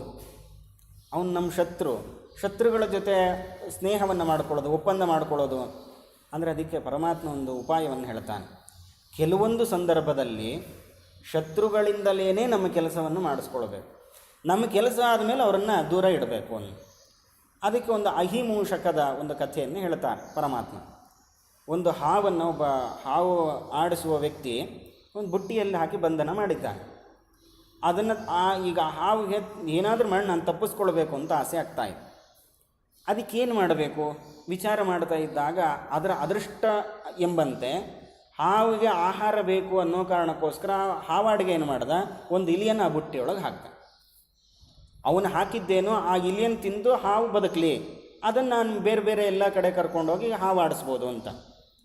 ಇಲಿಯನ್ನು ಬಿಟ್ಟಿದ ತಕ್ಷಣ ಇಲಿ ಎದುರ್ಕೊಳ್ತು ಒಂದು ಸ್ವಲ್ಪ ಇಲಿ, ಆದರೆ ಹಾವು ತಿನ್ನಲಿಲ್ಲ. ಯೋಚನೆ ಮಾಡ್ತು ಏನು ಮಾಡಬೇಕು ಈ ಸಂದರ್ಭದಲ್ಲಿ. ಹಾಗಾದರೆ ನನಗೆ ಇದು ಒಂದು ರೀತಿ ಶತ್ರು ಇದ್ದ ಹಾಗೆ ಇಲಿ. ಹಾಗಾದರೆ ಏನು ಮಾಡಬೇಕು, ಈಗ ನಾನು ಹೊರಗೆ ಹೋಗಬೇಕು, ಇದನ್ನು ತಿಂದುಬಿಟ್ರೆ ನಾನು ಹೊರಗೆ ಹೋಗ್ಲಿಕ್ಕಂತೂ ಸಾಧ್ಯ ಇಲ್ಲ, ಇಲ್ಲೇ ಇರಬೇಕಾಗತ್ತೆ. ಹಾಗಾದರೆ ಇದನ್ನು ತಿನ್ನದೆ ಇದರ ಜೊತೆ ಸ್ನೇಹವನ್ನು ಬೆಳೆಸ್ಕೊಂಡು ಇದರ ಮೂಲಕ ನಾನು ಹೊರಗೆ ಹೋಗ್ಬೋದು ಅಂತ ತೀರ್ಮಾನ ಮಾಡಿದೆ. ಅದಕ್ಕೆ ಹಾವು ಇಲಿಯ ಜೊತೆ ಹೇಳಲಿಕ್ಕೆ ಪ್ರಾರಂಭ ಮಾಡಿತು, ನೀನೇನು ಭಯಪಡಬೇಡ, ನಾನು ನಿನ್ನನ್ನು ಸಂಹಾರ ಮಾಡಲ್ಲ. ಯಾಕೆ, ನೀನು ಬಂಧನಕ್ಕೊಳಗಾದವನೇ, ನಾನು ಬಂಧನಕ್ಕೊಳಗಾದವನೇ. ಹಾಗಾದರೆ ಇಬ್ಬರೂ ಒಂದೇ ದೋಣಿ ಮೇಲೆ ಕಾಲಿಟ್ಟಿದ್ದೀವಿ. ಹಾಗಾಗಿ ನಾವಿಬ್ಬರು ಸ್ನೇಹವನ್ನು ಮಾಡ್ಕೊಳ್ಳೋಣ. ಸ್ನೇಹ ಮಾಡ್ಕೊಂಡು ಏನು ಮಾಡಬೇಕು, ಇಬ್ಬರು ಇಲ್ಲಿಂದ ಹೋಗಲಿಕ್ಕೆ ಏನಾದರೂ ಪ್ರಯತ್ನ ಮಾಡೋಣ, ಉಪಾಯ ಹುಡ್ಕೋಣ ಅಂಥೇಳಿ ಹೇಳಿದಾಗ ಇಲ್ಲಿಗೆ ಒಂದು ಸ್ವಲ್ಪ ವಿಶ್ವಾಸ ಬಂತು. ಹಾಗಾದರೆ ಏನು ಮಾಡಬೇಕು, ಏನಿಲ್ಲ, ಈ ಬುಟ್ಟಿಯಿಂದ ಹೊರಗೆ ಹೋಗಬೇಕು ಅಂದರೆ ಅದು ನಿನ್ನಿಂದ ಮಾತ್ರ ಸಾಧ್ಯ. ಯಾಕೆ, ನಿನ್ನ ಹಲ್ಲುಗಳಿಂದ ಆ ಬುಟ್ಟಿಯನ್ನು ತೂತು ಮಾಡು, ಯಾವಾಗ ಅದಕ್ಕೆ ರಂಧ್ರ ಆಗುತ್ತೋ ಆವಾಗ ಇಬ್ಬರು ಕೂಡ ಅದರಿಂದ ಆಚೆ ಹೋಗ್ಬೋದು ಅಂತ ಹೇಳಿದೆ. ಹಾವು ಹೇಳಿದ್ದೆ ತಡ ಪಾಪ ಇಲಿ ಆ ಬುಟ್ಟಿಯನ್ನು ಕಚ್ಚಿ ಕಚ್ಚಿ ಕಚ್ಚಿ ರಂಧ್ರ ಮಾಡ್ತು, ತೂತು ಮಾಡಿದೆ. ಯಾವಾಗ ತನಗೆ ಹೋಗಲಿಕ್ಕೆ ಅವಕಾಶ ಸಿಕ್ತು ಅಂತ ನೋಡ್ತೋ ಅಲ್ಲಿ ತನಕ ಕಾಯ್ತಾ ಇದ್ದ ಹಾವು ಆ ಇಲಿಯನ್ನು ನುಂಗಿ ತಾನು ಹೊರಗೆ ಹೋಗ್ಬಿಟ್ಟಿದೆ. ಹಾಗೆ ನೀವು ಈ ಕೆಲಸವನ್ನು ಮಾಡಿಕೊಳ್ಬೇಕು. ಅಂದರೆ ನಮಗೆ ಕೆಲಸ ಆಗುವಲ್ಲಿ ತನಕ ದುಷ್ಟರನ್ನು ಉಪಯೋಗಿಸಿಕೊಂಡು ಆಮೇಲೆ ಅವರನ್ನು ದೂರ ತಳ್ಳಬೇಕು. ಹಾಗಾಗಿ ಈ ಸಂದರ್ಭದಲ್ಲಿ ನಿಮಗೆ ಇದು ಬಿಟ್ಟರೆ ಬೇರೆ ಯಾವ ಗತಿ ಮಾರ್ಗ ಇಲ್ಲ. ಹಾಗಾಗಿ ದೈತ್ಯರ ಬಳಿಗೆ ಹೋಗಿ ಬಲಚಕ್ರವರ್ತಿ ಹತ್ರ ಹೋಗಿ ಸಂಧಾನ ಮಾಡ್ಕೊಳ್ಳಿ, ಅಮೃತ ಬರುತ್ತೆ, ಇಬ್ಬರು ಅರ್ಧ ಹಂಚ್ಕೊಳ್ಳೋಣ ಅಂತ ಹೇಳ್ರಿ. ಅವರು ಕೇಳ್ತಾರೆ, ಅದರಿಂದ ಕೆಲಸ ಮಾಡಿಸ್ಕೊಂಡು ಆಮೇಲೆ ನಿಮ್ಮ ರಾಜ್ಯವನ್ನು ನೀವು ಪಡೆಯಬಹುದು ಅಂತ ಹೇಳಿದಾಗ ಇಬ್ಬರು ಮಾತಾಡಿಕೊಂಡಿದ್ದಾರೆ ಅಮೃತ ಮಥನ ಮಾಡೋದು ಅಂತ. ಎಲ್ಲಿ ಮಾಡಬೇಕು, ಅಮೃತದ ಸಮುದ್ರದಲ್ಲಿ, ಅಂದರೆ ಯಾವುದು ಕ್ಷೀರ ಸಮುದ್ರದಲ್ಲಿ ನಾನಾ ರೀತಿಯ ಬಳ್ಳಿಗಳನ್ನೆಲ್ಲ ಹಾಕಿದ್ದಾರೆ. ಕಡಗೋಲು ಬೇಕು, ಅದಕ್ಕೆ ಮಂದರ ಪರ್ವತವನ್ನು ಕಡಗೋಲನ್ನಾಗಿ ಮಾಡಿಕೊಂಡಿದ್ದಾರೆ. ಹಗ್ಗ ಬೇಕು, ಅದಕ್ಕೆ ವಾಸುಕಿಯನ್ನೇ ಹಗ್ಗವನ್ನಾಗಿ ಮಾಡಿಕೊಂಡಿದ್ದಾರೆ. ಮಥನ ಮಾಡಲಿಕ್ಕೆ ಪ್ರಾರಂಭ ಮಾಡುವಾಗ ಮತ್ತೆ ಗಲಾಟೆ ಶುರುವಾಯಿತು. ದೇವತೆಗಳು ಹಾವಿನ ಹೆಡೆಯ ಭಾಗವನ್ನು ಇಟ್ಕೊಂಡಿದ್ದರು, ರಾಕ್ಷಸರೆಲ್ಲ ಆ ಬಾಲದ ಭಾಗವನ್ನು ಹಿಡ್ಕೊಂಡ್ರು. ರಾಕ್ಷಸರಿಗೆ ಒಂಥರ ಅವಮಾನ ಆಯಿತು. ನಾವು ನಿಮಗಿಂತಲೂ ಮೊದಲು ಬಂದವರು, ನಮಗೆ ನಾವು ಈ ಥರದ್ದನ್ನು ಹಿಡ್ಕೊಳ್ಳೋದಿಲ್ಲ, ನಮ್ಮ ಜನ್ಮ ನಮ್ಮ ತಪಸ್ಸು ಅದೇನು ಕಡಿಮೆ ಆದದ್ದಲ್ಲ, ಹಾಗಾಗಿ ನಾವು ಇಂಥ ಕ್ಷುದ್ರವಾದ ಅಂಗವನ್ನು ಹಿಡ್ಕೊಳ್ಳೋದಿಲ್ಲ ಅಂಥೇಳಿ ಹೇಳಿದಾಗ ಮತ್ತೆ ಪರಮಾತ್ಮ ಸಮಾಧಾನ ಪಡಿಸ್ತಾರೆ ದೇವತೆಗಳನ್ನು.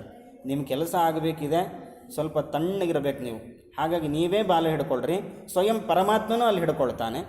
ಅವರು ಹೆಡೆಯ ಭಾಗವನ್ನು ಹಿಡ್ಕೊಂಡು ಮಥನ ಮಾಡ್ತಾ ಇದ್ದಾರೆ. ಆದರೆ ಮಥನ ಮಾಡಬೇಕಾದಾಗ ಕ್ಷೀರ ಸಮುದ್ರ ಅಗಾಧವಾಗಿತ್ತು, ಹಾಗಾಗಿ ಪರ್ವತ ಮುಳುಗಿ ಹೋಗ್ಲಿಕ್ಕೆ ಪ್ರಾರಂಭ ಆಯಿತು.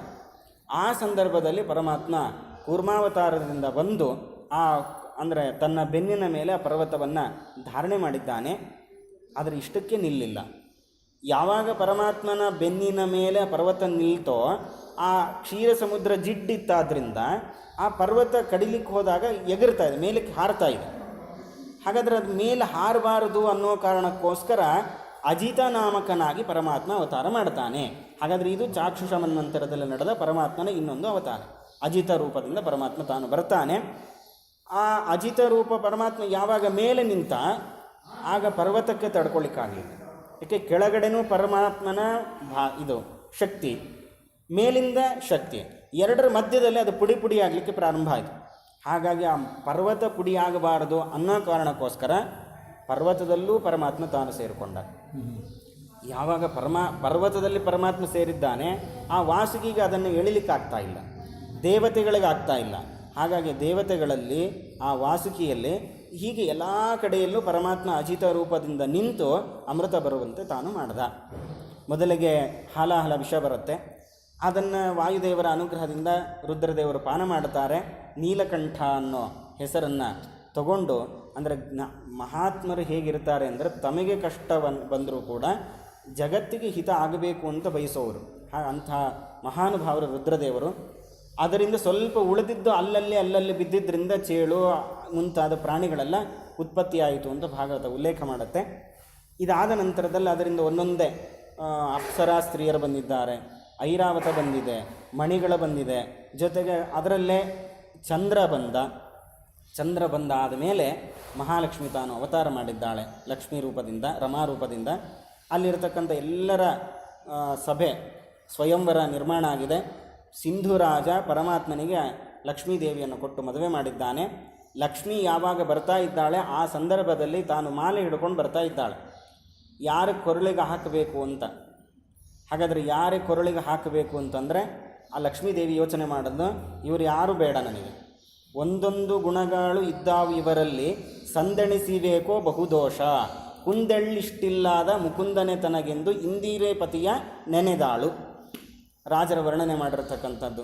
ಅಂದರೆ ಒಂದೊಂದು ಗುಣಗಳು ಇದ್ದಾವು, ಈ ಯಾರೋ 1-2 ಗುಣಗಳಿದೆ, ಆದರೆ ಸಂದಣಿಸಿವೆ ಬಹುದೋಷ, ನಾನಾ ರೀತಿಯ ದೋಷಗಳು ಎಲ್ಲರಲ್ಲೂ ಇದೆ. ಹಾಗಾಗಿ ನನ್ನನ್ನು ನಿತ್ಯ ಮುತ್ತೈದೆ ಅಂತ ಕರೀತಾರೆ, ಬಲ್ಲ ಜನರು ನನ್ನ ಪೂಜಿಸುವರು. ಅಂಥವಳು ಈ ಎಲ್ರಿಗೂ ಮರಣ ಇದ್ದೆ, ಅಂತಹ ದೇವತೆಗಳನ್ನು ನಾನು ಯಾಕೆ ಮದುವೆ ಆಗಬೇಕು, ಆಗಲ್ಲ ಅಂಥೇಳಿ ಪರಮಾತ್ಮನನ್ನೇ ಮದುವೆ ಆಗಿದ್ದಾಳೆ ಅನ್ನೋದನ್ನು ಹೇಳಿದ್ದಾರೆ. ಸ್ವಯಂವರದಲ್ಲಿ ಪರಮಾತ್ಮನ ಕೊರಳಿಗೆ ಆ ಮಾಲೆಯನ್ನು ಲಕ್ಷ್ಮೀದೇವಿ ಹಾಕಿದ್ದಾಳೆ ಅಂತ. ಅಂದರೆ ಇದರಲ್ಲಿ ನಾವು ಅನುಸಂಧಾನ ಮಾಡಬೇಕಾಗಿರೋದು, ನಮಗೆ ಒಂದು ಹಣ ಬಂದಾಗ, ನಾವು ಹಣವನ್ನು ಸಂಪಾದನೆ ಮಾಡಿದಾಗ, ಲಕ್ಷ್ಮೀ ಸಮುದ್ರ ಮಥನದಿಂದ ಬಂದಿದ್ದಾಳೆ ಅಂದರೆ ಮಥನ ಮಾಡಿದಾಗ ಲಕ್ಷ್ಮಿ ಬಂದಳು. ನಾವು ಜೀವನದಲ್ಲಿ ಕಷ್ಟಪಟ್ಟು ಹಣ ಸಂಪಾದನೆ ಮಾಡಿದಾಗ ಹಣ ಬರುತ್ತೆ. ಹಣ ಬಂದಾಗ ಎಲ್ಲ ರಾಕ್ಷಸರು ನನ್ನ ಕೊರಳಿಗೆ ಹಾಕಲಿ ಅಂತೇಳಿ ಮುಂದೆ ಬರ್ತಾ ಇದ್ರಂತೆ. ಹಾಗೆ ನಾವು ಹಣ ಗಳಿಸಿದಾಗ ಕೆಟ್ಟ ಯೋಚನೆಗಳು ಮೊದಲು ಬರೋದು. ಇದಕ್ಕೆ ನನ್ನನ್ನು ವಿನಿಯೋಗ ಮಾಡು, ಇದಕ್ಕೆ ಇಂಥ ಕೆಲಸಕ್ಕೆ ನನ್ನನ್ನು ಉಪಯೋಗಿಸು ಅಂತ ಆ ಕೆಟ್ಟ ಯೋಚನೆಗಳು ನಮ್ಮ ಮುಂದೆ ಬರ್ತಾ ಇರುತ್ತೆ. ಹಾಗಾದರೆ ಲಕ್ಷ್ಮೀದೇವಿ ಏನು ಮಾಡಿದ್ಲು, ನನಗದು ಯಾವುದೂ ಬೇಡ, ನನಗೆ ಪರಮಾತ್ಮನೇ ಬೇಕು ಅಂಥೇಳಿ ಲಕ್ಷ್ಮೀ ಪರಮಾತ್ಮನ ಬಳಿಗೆ ಸೇರಿದ್ದಾಳೆ. ಹಾಗೆ ನಮ್ಮ ಸಂಪತ್ತು ಅದು ಏನಾಗಬೇಕು, ದೈವೀ ಸಂಪತ್ತಾಗಬೇಕು, ಆಸುರ ಸಂಪತ್ತಾಗಬಾರದು. ಅಂದಾಗ ಅದು ಕಲ್ಯಾಣ, ಲೋಕಕ್ಕೆ ಕಲ್ಯಾಣ ಅನ್ನೋದನ್ನು ಈ ಸಮುದ್ರ ಮಥನ ಸಂದರ್ಭದಲ್ಲಿ ನಾವು ಅನುಸಂಧಾನ ಮಾಡಬೇಕಾಗಿರೋದು. ಜೊತೆಗೆ ಆ ಎಲ್ಲ ಪದಾರ್ಥಗಳಲ್ಲೂ ಪರಮಾತ್ಮ ತಾನು ನಿಂತು ಇಷ್ಟು ವಿಚಾರಗಳನ್ನು ಈ ಎಲ್ಲ ಕೆಲಸಗಳನ್ನು ಮಾಡಿದ್ದಾನೆ. ಹಾಗಾದರೆ ನಾವು ಮಾಡ್ತೀವಿ ಅಂತ ಸಂಕಲ್ಪ ಮಾಡಿದ್ರೆ ಅದು ಆಗಲಿಕ್ಕೆ ಸಾಧ್ಯ ಇಲ್ಲ, ನನ್ನಿಂದ ಆಗಲ್ಲ. ನಾನು ಒಂದು ದಿನ ಒಂದು ತುತ್ತು ಅನ್ನ ತಿನ್ನಬೇಕು ಅಂದರೆ ಎಷ್ಟು ಜನರ ಸಹಕಾರ ಇದೆ. ಹಾಗಾದರೆ ಎಲ್ಲವೂ ನನ್ನೊಬ್ಬನಿಂದ ನಡೆಯುವಂಥದ್ದಲ್ಲ, ಸಹಕಾರದಿಂದ ಮಾತ್ರ ಇದು ನಡೆಯುವಂಥದ್ದು ಅನ್ನೋದನ್ನು ನಾವು ಅರ್ಥ ಮಾಡಿಕೊಳ್ಬೇಕು. ಇದನ್ನೇ ಗೀತೆಯಲ್ಲಿ ಕೃಷ್ಣ ಹೇಳ್ತಾನೆ, ಸಹಯಜ್ಞಾ ಪ್ರಜಾಸೃಷ್ಟ ಪುರೋವಾಚ ಪ್ರಜಾಪತಿ ಅನೇನ ಪ್ರಸವಿಷ್ಯಧ್ವಂ ಅಂತ. ಅಂದರೆ ಇಡೀ ಪ್ರಪಂಚವನ್ನು, ಬ್ರಹ್ಮಾಂಡವನ್ನು ಪರಮಾತ್ಮ ನಿರ್ಮಾಣ ಮಾಡ್ದ. ಬರೀ ನಿರ್ಮಾಣ ಮಾಡಿ ಬಿಡೋದಲ್ಲ, ಅದನ್ನು ನಡೆಸ್ಕೊಂಡು ಹೋಗಬೇಕಲ್ವ. ಅಲ್ಲಿರತಕ್ಕಂಥ ಎಲ್ಲರಿಗೂ ಅವರವರಿಗೆ ಬೇಕಾಗಿರತಕ್ಕಂಥ ಸೌಲಭ್ಯಗಳನ್ನು ಮಾಡಬೇಕು. ಹಾಗಾದರೆ ಏನು ಮಾಡಬೇಕು? ಅದಕ್ಕೋಸ್ಕರ ಪ್ರಜೆಗಳನ್ನು ಸೃಷ್ಟಿ ಮಾಡುವಾಗ ಅವರ ಜೊತೆಗೇನೆ ಯಜ್ಞಗಳನ್ನು ಪರಮಾತ್ಮ ಸೃಷ್ಟಿ ಮಾಡ್ದ. ಅನೇನ ಪ್ರಸವಿಷ್ಯಧ್ವಂ, ಈ ಯಜ್ಞದ ಮೂಲಕ ನೀವು ಪರಸ್ಪರಂ ಭಾವಯಂತಹ, ದೇವತೆಗಳಿಗೆ ಯಜ್ಞದ ಮೂಲಕ ನೀವು ಆಹುತಿಗಳನ್ನು ಕೊಡ್ರಿ, ಆಹುತಿಯನ್ನು ಸ್ವೀಕಾರ ಮಾಡಿರತಕ್ಕಂಥ ದೇವತೆಗಳು ನಿಮಗೆ ಕಾಲಕಾಲಕ್ಕೆ ಮಳೆ ಬೆಳೆಗಳನ್ನು ಕೊಟ್ಟು ನಿಮ್ಮ ರಕ್ಷಣೆಯನ್ನು ಮಾಡ್ತಾರೆ. ಹೀಗೆ ಪರಸ್ಪರ ಭಾವನೆ ಸಹಕಾರ ಇದ್ದಾಗ ಮಾತ್ರ ಈ ಜಗತ್ತು ನಡೆಯುತ್ತೆ ಅನ್ನೋದನ್ನು ಕೃಷ್ಣ ಅವತ್ತೇ ನಮಗೆ ತೋರಿಸಿಕೊಟ್ಟಿದ್ದಾನೆ. ಹಾಗೆ ಇಲ್ಲೂ ನಾವು ಅರ್ಥ ಮಾಡಿಕೊಳ್ಬೇಕು.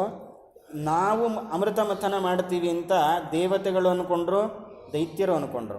ಆದರೆ ನಾನಾ ರೀತಿಯ ವಿಘ್ನಗಳು ಬಂತು. ಪ್ರಾರಂಭದಲ್ಲೇ ಬೆಟ್ಟವನ್ನು ತರಬೇಕು ಅಂತ ವಿಚಾರ ಬಂತು. ಯಾರು ತರಬೇಕು? ಅದನ್ನು ಹೊರುವಂತಹ ಸಾಮರ್ಥ್ಯ ಯಾರಿಗಿದೆ? ಗರುಡ ಮುಂದೆ ಬಂದ, ನಾನು ತರ್ತೀನಿ, ಆಯಿತು ತೊಗೊಂಡು ಬಾ ಅಂಥೇಳಿ ಗರುಡನ ಮೇಲಿಟ್ಟರೆ ಗರುಡನೇ ಕುಸಿದು ಬಿದ್ದ. ಆಮೇಲೆ ಗರುಡನಲ್ಲಿ ಪರಮಾತ್ಮ ಶಕ್ತಿ ತುಂಬಲಿಕ್ಕೆ ಅಂಥೇಳಿ ಅವನಲ್ಲಿ ಸೇರಿಕೊಂಡು ಅವನಿಗೆ ಆ ಶಕ್ತಿಯನ್ನು ಕೊಟ್ಟು ಪರಮಾತ್ಮ ತಂದ. ಓಲಿ ತಂದ ಮೇಲೆ ಮತ್ತೆ ಜಗಳ ಶುರು ಆಯಿತು. ನಾವು ಆ ಭಾಗ ಹಿಡಿಯಲ್ಲ, ಇದು ಹಿಡಿಯಲ್ಲ, ಅದು ಮಾಡಲ್ಲ, ಇದು ಮಾಡಲ್ಲ. ಮತ್ತವಾಗ ಪರಮಾತ್ಮ ಸಂಧಾನ ಮಾಡಿಸ್ದ. ಆಯಿತು, ಮತ್ತೆ ಮಥನ ಮಾಡಿದ್ರು. ಮಥನ ಮಾಡಬೇಕಾದ್ರೆ ಪರ್ವತನೇ ಮುಳುಗೋಗ್ಲಿಕ್ಕೆ ಪ್ರಾರಂಭ ಆಯಿತು. ಹಾಗಾಗಿ ಕೆಳಗಡೆ ಒಂದು ರೂಪದಿಂದ ನಿಂತ, ಮೇಲೆ ಹಾರಲಿಕ್ಕೆ ಪ್ರಾರಂಭ ಆಯಿತು, ಮೇಲೆ ಒಂದು ರೂಪದಿಂದ ನಿಂತ, ಅದು ಪುಡಿ ಪುಡಿ ಆಗಲಿಕ್ಕೆ ಪ್ರಾರಂಭ ಆಯಿತು. ಅದು ಮುರಿದು ಹೋಗದೇ ಇರಲಿ ಅಂಥೇಳಿ ಅದರಲ್ಲಿ ಒಂದು ರೂಪದಿಂದ ನಿಂತ. ಹಾವಿಗೆ ಕಷ್ಟ ಆಗಬಾರ್ದು, ವಾಸುಕಿಯಲ್ಲಿ ನಿಂತ. ಇನ್ನು ಇಷ್ಟೆಲ್ಲ ಕಡೆ ದೇವರಿದ್ದರೆ ದೇವತೆಗಳಿಗೂ ಆಗಲ್ಲ, ರಾಕ್ಷಸರಿಗೂ ಆಗಲ್ಲ. ಹಾಗಾಗಿ ಅವರಲ್ಲೂ ನಿಂತ. ಸರಿ, ಇಷ್ಟೆಲ್ಲ ಮಥನ ಮಾಡಿದ ಮೇಲೆ ಮೊದಲಿಗೆ ಅಮೃತ ಸಿಕ್ತಾ? ಇಲ್ಲ. ಮೊದಲ ಹಾಲಾಲ ಬಂತು, ಕೆಟ್ಟದ್ದೇ ಬರೋದು. ಏನಾದರೂ ಒಂದು ಕೆಲಸ ಮಾಡಿದಾಗ 4-6 ಕಡೆಯಿಂದ ಟೀಕೆ ಟಿಪ್ಪಣಿಗಳೇ ಬರೋದು. ನಮಗೆ ಅವಾಗ ಬೇಜಾರು ಅನ್ನಿಸ್ಬಿಡುತ್ತೆ, ಯಾಕಾದರೆ ಈ ಕೆಲಸ ಕೈಗೆತ್ಕೊಂಡೆ ಅಂತ.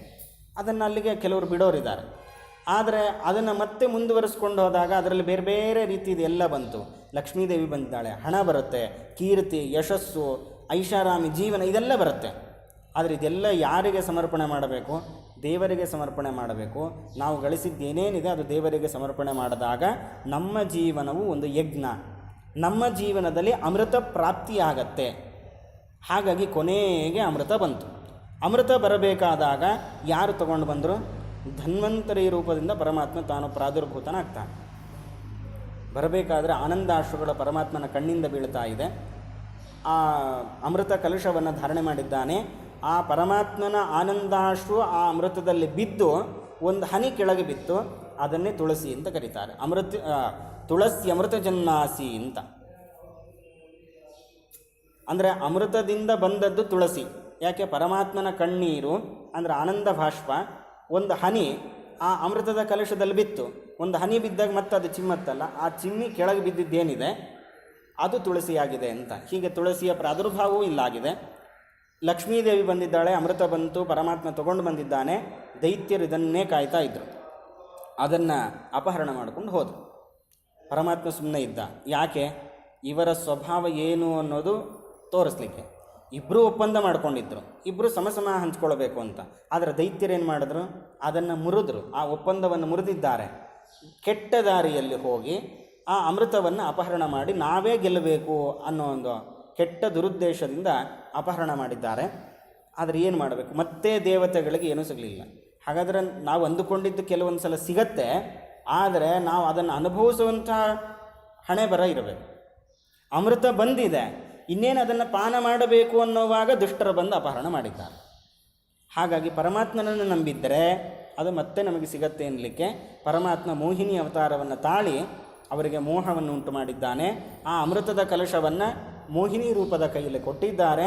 ಪರಮಾತ್ಮ ಹೇಳುತ್ತಿದ್ದಾನೆ, ನಾನು ಹೆಣ್ಣು ಮಗಳು, ನಾನು ಯಾರು ನಿಮಗೆ ಪರಿಚಯ ಇಲ್ಲ, ನೀವ್ಯಾರು ನನಗೆ ಗೊತ್ತಿಲ್ಲ, ನಾನು ಒಬ್ಬ ಅನಾಮಿಕಳು, ನಿಮಗೆ ನಿಮ್ಮ ಸಂಬಂಧ ನನಗೇನೇನೇನೇನೂ ಇಲ್ಲ, ಹಾಗಾಗಿ ನನ್ನ ಮೇಲೆ ವಿಶ್ವಾಸ ಮಾಡಬೇಡಿ ಅಂತ ಪರಮಾತ್ಮ ಇನ್ನಿಲ್ಲದಾಗ ಹೇಳ್ತಾನೆ. ಆದರೆ ಅವಳ ಸೌಂದರ್ಯಕ್ಕೆ ಮರುಳಾಗಿ, ಪರಮಾತ್ಮನ ಸೌಂದರ್ಯಕ್ಕೆ ಮರುಳಾಗಿ ಅವರು ಅಮೃತದ ಕಲಶವನ್ನು ಕೊಡ್ತಾರೆ. ಲಕ್ಷ್ಮೀದೇವಿನೇ ಮರಳಾಗಿದ್ದಾಳೆ. ಹೆಣ್ಣು ರೂಪವ ಕಂಡು, ಹರಿಯ ಹೆಣ್ಣು ರೂಪವ ಕಂಡು ಇವಗನ್ಯ ರೇಖೆಂದು ಬೆರಗಾದಳು ಅಂತ. ಲಕ್ಷ್ಮೀದೇವಿನೇ ಪರಮಾತ್ಮನ ರೂಪವನ್ನು ನೋಡಿ ಬೆರಗಾಗಿದ್ದಾಳೆ. ರುದ್ರದೇವರು ಪರಮಾತ್ಮನ ಹೆಣ್ಣು ರೂಪವನ್ನು ಕಂಡು ಅವರು ಮೋಹಿತರಾಗಿದ್ದಾರೆ. ಇನ್ನು ಈ ದೈತ್ಯರ ಪಾಡು ಹೇಳೋದೇ ಬೇಕಾಗಿದೆ. ಹಾಗಾಗಿ ಆ ಅಮೃತವನ್ನು ಕೊಟ್ಟಿದ್ದಾರೆ. ಅವ್ರಿಗೇನೆಂದರೆ, ಈ ಅಮೃತ ಹೋದರೆ ಹೋಯಿತು, ನಂಗೆ ಈ ಹೆಣ್ಣು ಸಿಗ್ತಾಳಲ್ವ, ನಮ್ಮಲ್ಲಿ ಯಾರನ್ನಾದರೂ ಮದುವೆ ಆಗ್ತಾಳೆ ಅಂತ ಆಸೆಯಿಂದ ಆ ಅಮೃತದ ಕಲಶವನ್ನು ಕೊಟ್ಟಿದ್ದಾಳೆ. ಕೊಡೋವಾಗ ಹೇಳ್ತಾಳೆ, ನೋಡ್ರಿ ನೀವು ಕಣ್ಣು ಮುಚ್ಕೊಂಡು ಕೂಡಬೇಕು, ನನಗೆ ನಾಚಿಕೆ ಆಗತ್ತೆ. ಪರಪುರುಷರ ಮುಂದೆ ನಾನು ನಡೆದುಕೊಂಡು ಬರೋದು, ಹೋಗೋದು, ಮಾಡೋದು ಅಂದರೆ ಅದು ಒಳ್ಳೆಯ ಲಕ್ಷಣ ಅಲ್ಲ. ಹಾಗಾಗಿ ನೀವೆಲ್ಲರೂ ಕಣ್ಣು ಮುಚ್ಕೊಳ್ರಿ, ನಾನು ನಿಮಗೆ ಅಮೃತ ಬಡಿಸ್ತೀನಿ ಅಂತ ಹೇಳಿ ಒಂದು ಲೈನಲ್ಲಿ, ಒಂದು ಪಂಕ್ತಿಯಲ್ಲಿ ದೇವತೆಗಳನ್ನೆಲ್ಲ ಕೂಡಿಸಿದ್ದಾಳೆ ಪರಮಾತ್ಮ, ಇನ್ನೊಂದು ಪಂಕ್ತಿಯಲ್ಲಿ ದೈತ್ಯರನ್ನೆಲ್ಲ ಕೂಡಿಸಿದ್ದಾನೆ. ಆದರೆ ಎಲ್ಲ ಅಮೃತವನ್ನು ದೇವತೆಗಳಿಗೆ ಹಂಚಿದ್ದಾನೆ. ಒಂದು ಕ್ಷಣದಲ್ಲಿ ರಾಹುಕೇತುಗಳು ನೋಡಿ, ಪರಮಾತ್ಮ ಅವ್ರಿಗೆ ಮಾತ್ರ ಕೊಡ್ತಾ ಇದ್ದಾನೆ ಅಂತ ಅರ್ಥ ಮಾಡಿಕೊಂಡು ತಾವು ದೇವತೆಗಳ ವೇಷ ಹಾಕ್ಕೊಂಡು ಅಲ್ಲಿ ಕೂತಿದ್ದಾರೆ. ಇನ್ನೇನು ಕುಡಿಬೇಕು ಅಂತಿರುವಾಗ ಪರಮಾತ್ಮ ಮತ್ತೆ ಅವರನ್ನು ಶಿರಶ್ಛೇದ ಮಾಡಿ ಸಂಹಾರ ಮಾಡಿದ್ದಾನೆ. ಹೀಗೆ ಆಗ ಯುದ್ಧ ಪ್ರಾರಂಭ ಆಗುತ್ತೆ. ಯುದ್ಧ ಪ್ರಾರಂಭ ಆದಾಗ ಯುದ್ಧ ಮಾಡ್ತಾ ಇದ್ದಾರೆ. ಏನು ಮಾಡಬೇಕು ಗೊತ್ತಾಗ್ತಾ ಇಲ್ಲ. ಒಂಥರ ಮೋಹವನ್ನು ಉಂಟು ಮಾಡಿದ್ದಾರೆ ದೈತ್ಯರೆಲ್ಲ. ಮಾಯಾಸ್ತ್ರವನ್ನು ಪ್ರಯೋಗ ಮಾಡಿದಾಗ ದೈತ್ಯರನ್ನು ಗೆಲ್ಲಲಿಕ್ಕೆ ದೇವತೆಗಳಿಗಾಗ್ತಾ ಇಲ್ಲ. ಹಾಗಾಗಿ ಮತ್ತೆ ಪರಮಾತ್ಮ ಬಂದು ಆ ಮಾಯೆಯನ್ನೆಲ್ಲ ದೂರ ಸರಿಸಿದ್ದಾನೆ. ಇವರ ಅಮೃತವನ್ನು ಕುಡಿದ ಪ್ರಭಾವದಿಂದ ಎಲ್ಲರನ್ನೂ ಸಂಹಾರ ಮಾಡಿದ್ದಾರೆ. ಬಲಿಚಕ್ರವರ್ತಿಯನ್ನು ಸಂಹಾರ ಮಾಡಿದ್ದಾರೆ. ಬಲಿಚಕ್ರವರ್ತಿ ಇನ್ನು ಅನೇಕ ದೈತ್ಯರಲ್ಲ, ಅವರೆಲ್ಲರೂ ಕೂಡ ಅವರು ಸತ್ತು ಬಿದ್ದಿದ್ದಾರೆ. ಇವರು ಇನ್ನೂ ಕೆಲವರನ್ನು ಸಾಯಿಸಬೇಕು ಅಂತಿದ್ದಾಗ ನಾರದ ಮಹರ್ಷಿಗಳು ಬಂದು ತಡೀತಾರೆ, ಇಲ್ಲ ಇಷ್ಟಕ್ಕೆ ಬಿಡ್ರಿ, ಇಷ್ಟು ಸಾಕು, ಇದು ಪರಮಾತ್ಮನ ಸಂಕಲ್ಪ ಇಷ್ಟೇ, ಇನ್ನು ನಿಮ್ಮ ರಾಜ್ಯಗಳಿಗೆ ನೀವು ತೆರಳ್ರಿ ಅಂತ ಹೇಳಿದಾಗ ಅವರು ಹೋಗಿದ್ದಾರೆ. ಇದನ್ನೆಲ್ಲ ನೋಡಿ ಶುಕ್ರಾಚಾರ್ಯರಿಗೆ ಒಂದು ಸ್ವಲ್ಪ ಬೇಸರ ಆಯಿತು. ಹೇಗಿದ್ದರೂ ಅವರ ಶಿಷ್ಯರವರೆಲ್ಲ. ಹಾಗಾಗಿ ಸಂಜೀವಿನಿ ಅನ್ನೋ ಒಂದು ವಿದ್ಯೆಯಿಂದ ಎಲ್ಲ ಅದರಲ್ಲಿ ಸುಮಾರು ದೈತ್ಯರನ್ನು ಉಳಿಸಿದ್ದಾರೆ, ಅಂದರೆ ಸತ್ತಿರೋರನ್ನು ಬದುಕಿಸಿದ್ದಾರೆ. ಶುಕ್ರಾಚಾರ್ಯರ ಸಾಮರ್ಥ್ಯ ಅದು, ಸಂಜೀವಿನಿ ಅನ್ನೋ ವಿದ್ಯೆಯಿಂದ. ಅದರಲ್ಲಿ ಬಲಿಚಕ್ರವರ್ತಿಯು ಕೂಡ ತಾನು ಬದುಕಿದ್ದಾನೆ. ಇದರ ಜೊತೆಗೆ ಭೃಗು ಋಷಿಗಳಿಗೂ ಕೂಡ ಇವ್ರಿಗೇನಾದರೂ ನಾನು ಉಪಕಾರ ಮಾಡಬೇಕು ಅಂತ ಆಯಿತು. ಯಾಕೆ ಭೃಗು ಋಷಿಗಳು ಬೇರೆ ಯಾರೂ ಅಲ್ಲ, ಶುಕ್ರಾಚಾರ್ಯರ ತಂದೆ. ಹಾಗಾಗಿ ಭಾರ್ಗವ ಅಂತ ಕರೀತಾರೆ ಅವನು. ಆದ್ದರಿಂದ ಆ ಭೃಗು ಋಷಿಗಳು ಕೂಡ ಇವರಿಗೆ ನಾನಾ ರೀತಿಯ ಅನುಗ್ರಹವನ್ನು ಮಾಡಿದ್ದಾರೆ. ವಿಶ್ವಜಿತ್ ಅನ್ನೋ ಒಂದು ಯಾಗವನ್ನು ಮಾಡಲಿಕ್ಕೆ ಅಂತ ಪ್ರೇರಣೆಯನ್ನು ಮಾಡಿದ್ದಾರೆ. ಅವರು ನಾನಾ ರೀತಿಯ ರಥಗಳನ್ನು, ಆಮೇಲೆ ಕುದುರೆಗಳು, ಆಯುಧಗಳು, ಬಿಲ್ಲು, ಬಾಣ ಎಲ್ಲವನ್ನು ಭೃಗು ಋಷಿಗಳು ಕೊಟ್ಟಿದ್ದಾರೆ. ಅದು ಅತ್ಯಂತ ಅಮೋಘವಾದದ್ದವೆಲ್ಲ. ಅಂಥ ರಥ ಶಕ್ತಿ ಸಂಪತ್ತು, ಅದಕ್ಕಿಂತಲೂ ಹೆಚ್ಚು ಅಂತಂದರೆ ಗುರುಗಳ ಅನುಗ್ರಹ. ಆ ಗುರುಗಳ ಅನುಗ್ರಹವನ್ನು ಪಡೆದದ್ದರಿಂದ ಬಲಿಚಕ್ರವರ್ತಿಗೆ ಎಲ್ಲಿಲ್ಲದ ಶಕ್ತಿ ಬಂದಿದೆ. ಮತ್ತೆ ಇಂದ್ರನ ಮೇಲೆ ಆಕ್ರಮಣಕ್ಕೆ ಬಂದಿದ್ದಾರೆ. ಇಂದ್ರನ ಮೇಲೆ ಆಕ್ರಮಣಕ್ಕೆ ಬಂದಾಗ ಇಂದ್ರದೇವರು ಮತ್ತೆ ಕೇಳ್ತಾರೆ, ಏನು ಮಾಡಬೇಕು ಇಂಥ ಪರಿಸ್ಥಿತಿಯಲ್ಲಿ? ಏನೂ ಮಾಡಲಿಕ್ಕಿಲ್ಲ, ಗುರುಗಳ ಸಾಮರ್ಥ್ಯ ಇದೆ, ಗುರುಗಳ ರಕ್ಷಣೆಯಲ್ಲಿದ್ದಾನೆ, ಅವನನ್ನು ಮುಟ್ಲಿಕ್ಕಾಗೋದಿಲ್ಲ, ತಡೀಬೇಕು. ಅದಕ್ಕೆ ದೇವರ ಹತ್ರ ಪ್ರಾರ್ಥನೆ ಮಾಡೋಣ ಅಂತ ಹೇಳಿದಾಗ ಬ್ರಹ್ಮಾದಿ ದೇವತೆಗಳು ದೇವರನ್ನು ಪ್ರಾರ್ಥನೆ ಮಾಡ್ತಾರೆ. ಅದಕ್ಕೆ ಪರಮಾತ್ಮ ಹೇಳ್ತಾನೆ, ಇಲ್ಲ, ನಾನು ಅವತಾರ ಮಾಡಿ ನಿಮಗೆ ರಾಜ್ಯವನ್ನು ನಿಮಗೆ ಸಿಗುವಂತೆ ಮಾಡ್ತೇನೆ ಅಂಥೇಳಿ ಪರಮಾತ್ಮ ವಾಮನನಾಗಿ ಅವತಾರವನ್ನು ಮಾಡ್ತಾನೆ. ವಾಮನನಾಗಿ ಅವತಾರ ಮಾಡೋಕ್ಕಿಂತ ಮುಂಚೆ ಅದಿತಿ ದೇವಿಗೆ ಮನಸ್ಸಿಗೆ ತುಂಬ ಬೇಸರ ಆಯ್ತಂತೆ. ಏನಿದು, ಪರಮಾತ್ಮನ ಅನುಗ್ರಹ ಇದ್ದರೂ ಕೂಡ ದೈತ್ಯರ ಉಪಟಳಕ್ಕೆ ಒಳಗಾಗಿ ನನ್ನ ಮಕ್ಕಳು ಎಲ್ಲಿದ್ದಾರೆ ಅನ್ನೋದು ನನಗೆ ಗೊತ್ತಾಗ್ತಾ ಇಲ್ಲ, ಏನು ಮಾಡಬೇಕು ಅಂತ ಕೇಳಿದಾಗ ಕಶ್ಯಪ ಋಷಿಗಳು ಬರ್ತಾರಲ್ಲಿ. ಕಶ್ಯಪ ಋಷಿಗಳು ಬಂದಾಗ ಹೆಂಡತಿ ತುಂಬ ದುಃಖದಲ್ಲಿದ್ದಾಳೆ, ಏನಾಯಿತು ಅಂತ ಕೇಳಿದ್ದಾರೆ. ಆದರೆ ಭಾಗವತ ಉಲ್ಲೇಖ ಮಾಡುತ್ತೆ, ಮೊದಲಿಗೆ ಅವರು ಕೇಳಿದ್ದು ನಿನ್ನ ಮಕ್ಕಳಿಗೆ ಏನಾದರೂ ತೊಂದರೆ ಆಯಿತಾ, ಕೇಳಲಿಲ್ಲ.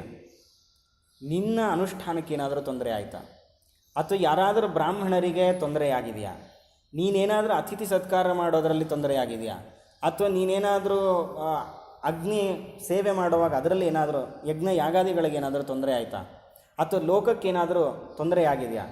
ಕೊನೆಗೆ ಕೇಳ್ತಾರೆ, ನಿನ್ನ ಮಕ್ಕಳಿಗೆ ಚೆನ್ನಾಗಿದ್ದಾರಲ್ವ. ಅಂದರೆ ಒಬ್ಬ ವ್ಯಕ್ತಿ ಕೇವಲ ತಾನು ಸ್ವಾರ್ಥ ಅಲ್ಲ, ಎಲ್ಲವನ್ನು ಗಮನಿಸಬೇಕು. ಈಗ ನನ್ನ ಮಕ್ಕಳು ಚೆನ್ನಾಗಿರಬೇಕು ಅಂತಂದರೆ ಸಮಾಜ ಚೆನ್ನಾಗಿರಬೇಕು. ಸಮಾಜದಲ್ಲಿ ಕೋಮು ಗಲಭೆಗಳು ನಡೀತಾ ಇದೆ, ಅಲ್ಲಲ್ಲಲ್ಲಿ ಬರೀ ಹೊಡೆದಾಟಗಳು ನಡೀತಾ ಇದೆ ಅಂದಾಗ ನಾವು ಮನೆಯಲ್ಲಿದ್ದರೂ ಹೇಗೆ ಸುಖವಾಗಿರ್ಲಿಕ್ಕೆ ಸಾಧ್ಯ ಇಲ್ಲ. ಹಾಗಾದರೆ ಮೊದಲು ರಾಷ್ಟ್ರ ಚೆನ್ನಾಗಿರಬೇಕು, ದೇಶ ಚೆನ್ನಾಗಿರಬೇಕು, ಆಮೇಲೆ ಅದು ಚೆನ್ನಾಗಿದ್ದರೆ ನಾವು ಚೆನ್ನಾಗಿರ್ತೀವಿ. ಅದಕ್ಕೋಸ್ಕರ ಇಷ್ಟೆಲ್ಲ ಕಶ್ಯಪ ಋಷಿಗಳ ಪ್ರಶ್ನೆಯನ್ನು ಮಾಡಿದ್ದಾರೆ. ಅವರೆಲ್ಲ ಚೆನ್ನಾಗಿದ್ದಾರೆ, ಅದರಲ್ಲಿ ಯಾವ ಕೊರತೆ ಇಲ್ಲ. ಆದರೆ ನನ್ನ ಮಕ್ಕಳಿಗೆ ತುಂಬ ತೊಂದರೆ ಬಂದಿದೆ, ಏನು ಮಾಡಬೇಕು? ಏನು ಮಾಡೋದು ಬೇಡ, ನನಗೆ ಬ್ರಹ್ಮದೇವರು ಒಂದು ವ್ರತವನ್ನು ಉಪದೇಶ ಮಾಡಿದ್ದಾರೆ, ಅದನ್ನು ನಿನಗೆ ಉಪದೇಶ ಮಾಡುತ್ತೀನಿ. ಅದನ್ನು ಮಾಡೋದರಿಂದ ನಿನ್ನ ಮಕ್ಕಳು ಮತ್ತೆ ನಿನ್ನ ರಾಜ್ಯವನ್ನು ಪಡೀತಾರೆ, ಇದರಲ್ಲಿ ಯಾವ ಸಂಶಯ ಇಲ್ಲ ಅಂತ ಹೇಳ್ತಾ ಪಯೋವ್ರತದ ಆಚರಣೆಯ ಬಗ್ಗೆ ಅದಿತಿ ದೇವಿಗೆ ಉಪದೇಶವನ್ನು ಮಾಡ್ತಾ ಇದ್ದಾರೆ. ಏತನ್ಮೇ ಭಗವನ್ ಪೃಷ್ಟ ಪ್ರಜಾಕಾಮಸ್ಯ ಪದ್ಮಜಃ ಯದಾಹಮೇ ಪ್ರವಕ್ಷ್ಯಾಮಿ ವ್ರತಂ ಕೇಶವತೋಷಣಂ. ಈ ಪಯೋವ್ರತವನ್ನು ಮಾಡುವುದರಿಂದ ಪರಮಾತ್ಮ ತಾನು ಸಂತುಷ್ಟನಾಗ್ತಾನೆ. ಪರಮಾತ್ಮ ಸಂತುಷ್ಟನಾದರೆ ನಿನ್ನ ಮನಸ್ಸಿನಲ್ಲಿರತಕ್ಕಂಥ ಎಲ್ಲ ಚಿಂತೆಗಳು ದೂರ ಆಗುತ್ತೆ. ಹಾಗಾದರೆ ಏನು ಮಾಡಬೇಕು? ಅದನ್ನು ಪಯೋವ್ರತ ಅಂತ ಕರೀತಾರೆ. ಯಾವಾಗ ಮಾಡಬೇಕು, ಹೇಗೆ ಮಾಡಬೇಕು, ಅದು ವಿಧಿವಿಧಾನಗಳೇನು, ಅದನ್ನು ತಿಳಿಸ್ಕೊಂಡು ಬರ್ತಾರೆ. ಫಾಲ್ಗುಣಸ್ಯಾಮಲೆ ಪಕ್ಷೆ ದ್ವಾದಶಾಹಂ ಪಯೋವ್ರತಃ ಅರ್ಚಯೇದರವಿಂದಾಕ್ಷಂ ಭಕ್ತ್ಯಾ ಪರಮಯಾನ್ವಿತಃ. ಅಂದರೆ ಫಾಲ್ಗುಣಸ್ಯ ಅಮಲೆ ಅಂದರೆ ಫಾಲ್ಗುಣ, ಅಮಲ ಅಂದರೆ ಶುದ್ಧ, ಶುದ್ಧ ಪಕ್ಷದಲ್ಲಿ ಅಂದರೆ ಶುಕ್ಲ ಪಕ್ಷದಲ್ಲಿ ಅಂತ ಅರ್ಥ. ಶುಕ್ಲ ಪಕ್ಷದ ಪ್ರತಿಪದೆಯಿಂದ ಆರಂಭ ಮಾಡಿ 12 ದಿನಗಳ ಕಾಲ, ಅಂದರೆ ದ್ವಾದಶಿಯ ತನಕ, ತ್ರಯೋದಶಿ ಪಾರಣ, ದ್ವಾದಶಿಯ ತನಕ ದ್ವಾದಶಾಹಂ ಪಯೋವ್ರತಃ 12 ದಿನಗಳ ಕಾಲ ಈ ಪಯೋವ್ರತವನ್ನು ಮಾಡಬೇಕು. ಅರ್ಚಯೇದ್ ಅರವಿಂದಾಕ್ಷಂ, ಆ ಸಂದರ್ಭದಲ್ಲಿ 12 ದಿನಗಳಲ್ಲಿ ಪ್ರತಿದಿನವೂ ಅರವಿಂದಾಕ್ಷಂ ಭಕ್ತಿಯ ಪರಮಯಾನ್ವಿತ ಅರ್ಚಯೇತ್. ಭಕ್ತಿಯಿಂದ ಆ ಪರಮಾತ್ಮನನ್ನು ಪೂಜೆ ಮಾಡಬೇಕು ಅಂತ ಹೇಳ್ತಾರೆ. ಅದರಲ್ಲಿ ಸಿನೀವಾಲ್ಯಾಂ ಹೃದಾಲಿಪ್ಯ ಸ್ನಾಯಾತ್ ಕ್ರೋಡ ವಿದೀರ್ಣಯ ಅಂದರೆ ಸಿನೀವಾಲಿ ಅಂತಂದರೆ ಹುಣ್ಣಿಮೆ. ಆ ಸಿನೀವಾಲಿ ಆ ಹುಣ್ಣಿಮೆಯ ದಿವಸ ಮೃದಾಲಿಪ್ಯ ಮೃತ್ತಿಕೆಯಿಂದ ಸ್ನಾನ ಮಾಡಬೇಕು ಅಂತ ಭಾಗವತದಲ್ಲಿ ಉಲ್ಲೇಖ ಮಾಡ್ತಾ ಇರೋದು. ಅದು ಹೇಗೆ? ಕ್ರೋಡ ವಿದೀರ್ಣಯ, ಆ ಕಾಡು ಹಂದಿ ಆ ಮಣ್ಣಲ್ಲಿ ಸಂಚಾರ ಮಾಡಿರಬೇಕು. ಅಂಥ ಮಣ್ಣನ್ನು ತಂದು ನಾವು ಸ್ನಾನ ಮಾಡಬೇಕು ಅಂತ. ಯದಿ ಲಭ್ಯೇತ ವೈ, ಅದು ಸಿಗೋದಾದರೆ ಮಾಡಬೇಕು. ಇಲ್ಲ ಅಂತಂದರೆ ಸ್ರೋತಸ್ಯೋತಂ ಮಂತ್ರ ಮುದೀರಯೇ, ಇಲ್ಲ ಅಂದರೆ ಒಂದು ಎಲ್ಲಾದರೂ ನದಿಗೆ ಹೋಗಿ ಸ್ನಾನವನ್ನು ಮಾಡಿಕೊಂಡು ಬರಬೇಕು. ಆಮೇಲೆ ತ್ವಂ ದೇವ್ಯಾದಿ ವರಾಹೇಣ ಪ್ರಾರ್ಥನೆಯನ್ನು ಮಾಡಬೇಕಂತ. ಆ ಮೃತ್ತಿಕೆಯನ್ನು ಸ್ನಾನ ಮಾಡಬೇಕಾದಾಗ, ಆ ಜಲಾಶಯದಲ್ಲಿ ಸ್ನಾನ ಮಾಡಬೇಕಾದಾಗ ಪ್ರಾರ್ಥನೆ ಮಾಡೋದು, ತ್ವಂ ದೇವಿ ಆದಿವರಾಹೇಣ ರಸಾಯಾಹ ಸ್ಥಾನಮಿಚ್ಛತ. ಆ ಮೃತ್ತಿಕೆಯಲ್ಲಿ ಪ್ರಾರ್ಥನೆ ಏನಂತ? ತ್ವಂ ವರಾಹೇಣ ರಸಾಯಾಹ ಸ್ಥಾನಮಿಚ್ಛತ. ಆ ಪರಮಾತ್ಮ ನಿನ್ನನ್ನು ಎತ್ತಿದ್ದಾನೆ, ಹಾಗಾಗಿ ವರಾಹದ ಸ್ಪರ್ಶ ಇರತಕ್ಕಂಥ ಮಣ್ಣು ಅಂತ ಹೇಳಿ. ಹಾಗಾಗಿ ಉದ್ಧೃತಾಸಿ ನಮಸ್ತುಭ್ಯಂ ಪಾಪ್ಮಾನಮ್ಮೇ ಪ್ರಣಾಶಯ. ವರಾಹ ರೂಪದಿಂದ ನೀನು ಉದ್ಧಾರ ಆಗಿರೋದ್ರಿಂದ ನೀನು ಅತ್ಯಂತ ಪವಿತ್ರಳಾಗಿದ್ದಿ, ನನ್ನನ್ನು ಶುದ್ಧ ಮಾಡು ಅಂಥೇಳಿ ಆ ಮೃತ್ತಿಕೆಯಲ್ಲಿ ಪ್ರಾರ್ಥನೆಯನ್ನು ಮಾಡಿ, ನಿರ್ವರ್ತಿತಾತ್ಮ ನಿಯಮ ದೇವಂ ಅರ್ಚಯೇತ್ ಸಮಾಹಿತ. ಆಮೇಲೆ ದಿನನಿತ್ಯದ ಕೃತ್ಯಗಳನ್ನು ಸ್ನಾನ ಸಂಧ್ಯಾ ವಂದನೆ ಎಲ್ಲನ್ನು ಮುಗಿಸಿ ಸಮಾಹಿತ ದೇವಂ ಅರ್ಚಯೇತ್, ಪರಮಾತ್ಮನನ್ನು ಪೂಜೆ ಮಾಡಬೇಕಂತೆ. ಹೇಗೆ, ಎಲ್ಲಿ ಮಾಡಬೇಕು ಅಂದರೆ ಅರ್ಚಾಯಾಮ್ ಸ್ಥಂಡಿಲೆ ಸೂರ್ಯೆ ಜಲೆ ವನ್ಹೌ ಗುರಾವಪಿ, ಇಷ್ಟರಲ್ಲಿ ಯಾವುದರಲ್ಲಾದರೂ ಪರಮಾತ್ಮನ ಉಪಾಸನೆಯನ್ನು ಮಾಡಬೇಕು. ಅರ್ಚಾಯಾಮ್ ಯಾವುದಾದ್ರೂ ಒಂದು ಪ್ರತಿಮೆ, ಸ್ಥಂಡಿಲೆ ಅಥವಾ ಯಾವುದಾದ್ರೂ ಒಂದು ಮಂಡಲವನ್ನು ರಚನೆಯನ್ನು ಮಾಡೋದು, ಇಲ್ಲ ಸೂರ್ಯನಲ್ಲಿ, ಇಲ್ಲ ನೀರಲ್ಲಿ, ಅಗ್ನಿಯಲ್ಲಿ, ಗುರುಗಳಲ್ಲಿ, ಈ ಇಷ್ಟರಲ್ಲಿ ಯಾವುದರಲ್ಲಾದರೂ ಒಂದು ಕಡೆ ಪರಮಾತ್ಮನನ್ನು ಆವಾಹನೆಯನ್ನು ಮಾಡಿ ಪ್ರಾರ್ಥನೆ ಮಾಡಬೇಕು. ನಮಸ್ತುಭ್ಯಂ ಭಗವತೆ ಪುರುಷಾಯ ಮಹೀಯಸೆ ಸರ್ವಭೂತ ನಿವಾಸಾಯ ವಾಸುದೇವಾಯ ಸಾಕ್ಷಿಣೆ. ಇನ್ನು ಮುಂತಾದ ಒಂದಷ್ಟು ಶ್ಲೋಕಗಳು, ಅದರಿಂದ ಪ್ರಾರ್ಥನೆಯನ್ನು ಮಾಡಿ ಆಮೇಲೆ ನಮೋದ್ವಿಶೀರ್ಷೆ ತ್ರಿಪದೇ ಚತುಶೃಂಗಾಯ ತಂತವೇ ಸಪ್ತ ಹಸ್ತಾಯ ಯಜ್ಞಾಯ ತ್ರಯೀ ವಿದ್ಯಾತ್ಮನೇ ನಮಃ.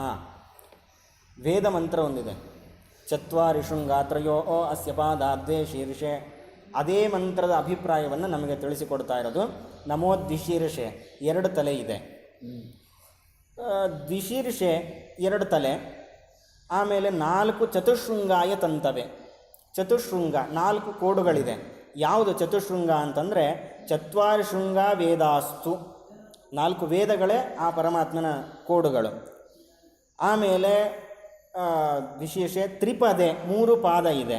ಅದು ಯಾವುದು ಅಂತಂದರೆ ಪಾದಾಹ ತ್ರಿಸವನಾನಿ, ಪ್ರಾತಃಸವನ, ಮಾಧ್ಯಂದಿನ ಸವನ, ಸಾಯಂ ಸವನ ಅಂತ ಈ 3 ಯಜ್ಞಗಳೇನಿದೆ ಅದೇ ಪರಮಾತ್ಮನ 3 ಪಾದಗಳು. ಹಾಗಾಗಿ ಸಪ್ತಹಸ್ತಾಯ, ಸಪ್ತಹಸ್ತಾಯ ಅಂತಂದರೆ 7 ಛಂದಸ್ಸುಗಳ ಪರಮಾತ್ಮನನ್ನು ಕೊಂಡಾಡ್ತಾ ಇದೆ, ಅದೇ ಸಪ್ತ ಛಂದಸ್ಸು. ಆಮೇಲೆ ಯಜ್ಞಾಯ, ಯಜ್ಞರೂಪನಾಗಿರೋದ್ರಿಂದ ನಿನ್ನನ್ನು ಯಜ್ಞ ಅಂತ ಕರೀತಾರೆ. ಆಮೇಲೆ ವೃಷಭ, ವೃಷಭೋರೋ ರವೀತಿ ಮಹೋದೇವೋ ಮರ್ತ್ಯಾಂಗ್ ಆವಿವೇಶ. ವೃಷಭ ಶ್ರೇಷ್ಠನಾಗಿರೋದ್ರಿಂದ ಪರಮಾತ್ಮನನ್ನು ವೃಷಭ ಅಂತ ಕರೀತಾರೆ. ಸ್ವಧರ್ಮತ್ವಾತ್ ದೇವಸ್ತು ಫಲಭಾವನಾತ್, ದೇವ ಅಂತ ಯಾಕೆ? ಫಲವನ್ನು ಕೊಡ್ತಾನೆ, ಆದ್ದರಿಂದ ಪರಮಾತ್ಮನನ್ನು ದೇವ ಅಂತ ಕರೆದಿದ್ದಾರೆ.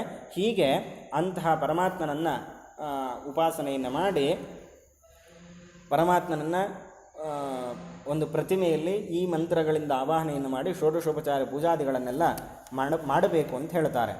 ಏತೈಹಿ ಮಂತ್ರೈಹಿ ಹೃಷೀಕೇಶಂ ಆವಾಹನ ಪುರಸ್ಸರಂ ಅರ್ಚಯೇತ್ ಶ್ರದ್ಧೆಯಾ ಯುಕ್ತಃ ಪಾದ್ಯೋಪಸ್ಪರ್ಶನಾದಿಭಿಃ. ಈ ಮಂತ್ರಗಳಿಂದೆಲ್ಲ ಪರಮಾತ್ಮನನ್ನು ಆವಾಹನೆಯನ್ನು ಮಾಡಿ ಆಮೇಲೆ ಏನು ಮಾಡಬೇಕು? ಅರ್ಚಯೇತ್ ಶ್ರದ್ಧೆಯ, ಪರಮಾತ್ಮನ ಪೂಜಾದಿಗಳನ್ನು ಮಾಡಬೇಕು ಅಂತ. ಹೇಗೆ? ಅರ್ಚಿತಂ ಗಂಧಮಾಲ್ಯಾದ್ಯೈಹಿ, ಪಾಯಸವನ್ನು ಅಲ್ಲಿ ಪರಮಾತ್ಮನಿಗೆ ಸಮರ್ಪಣೆ ಮಾಡಬೇಕು. ಯಾಕೆ? ಹಾಲಿಗೆ ಸಂಬಂಧಪಟ್ಟದ್ದಾದ್ದರಿಂದ ಪಾಯಸದ ನೈವೇದ್ಯ.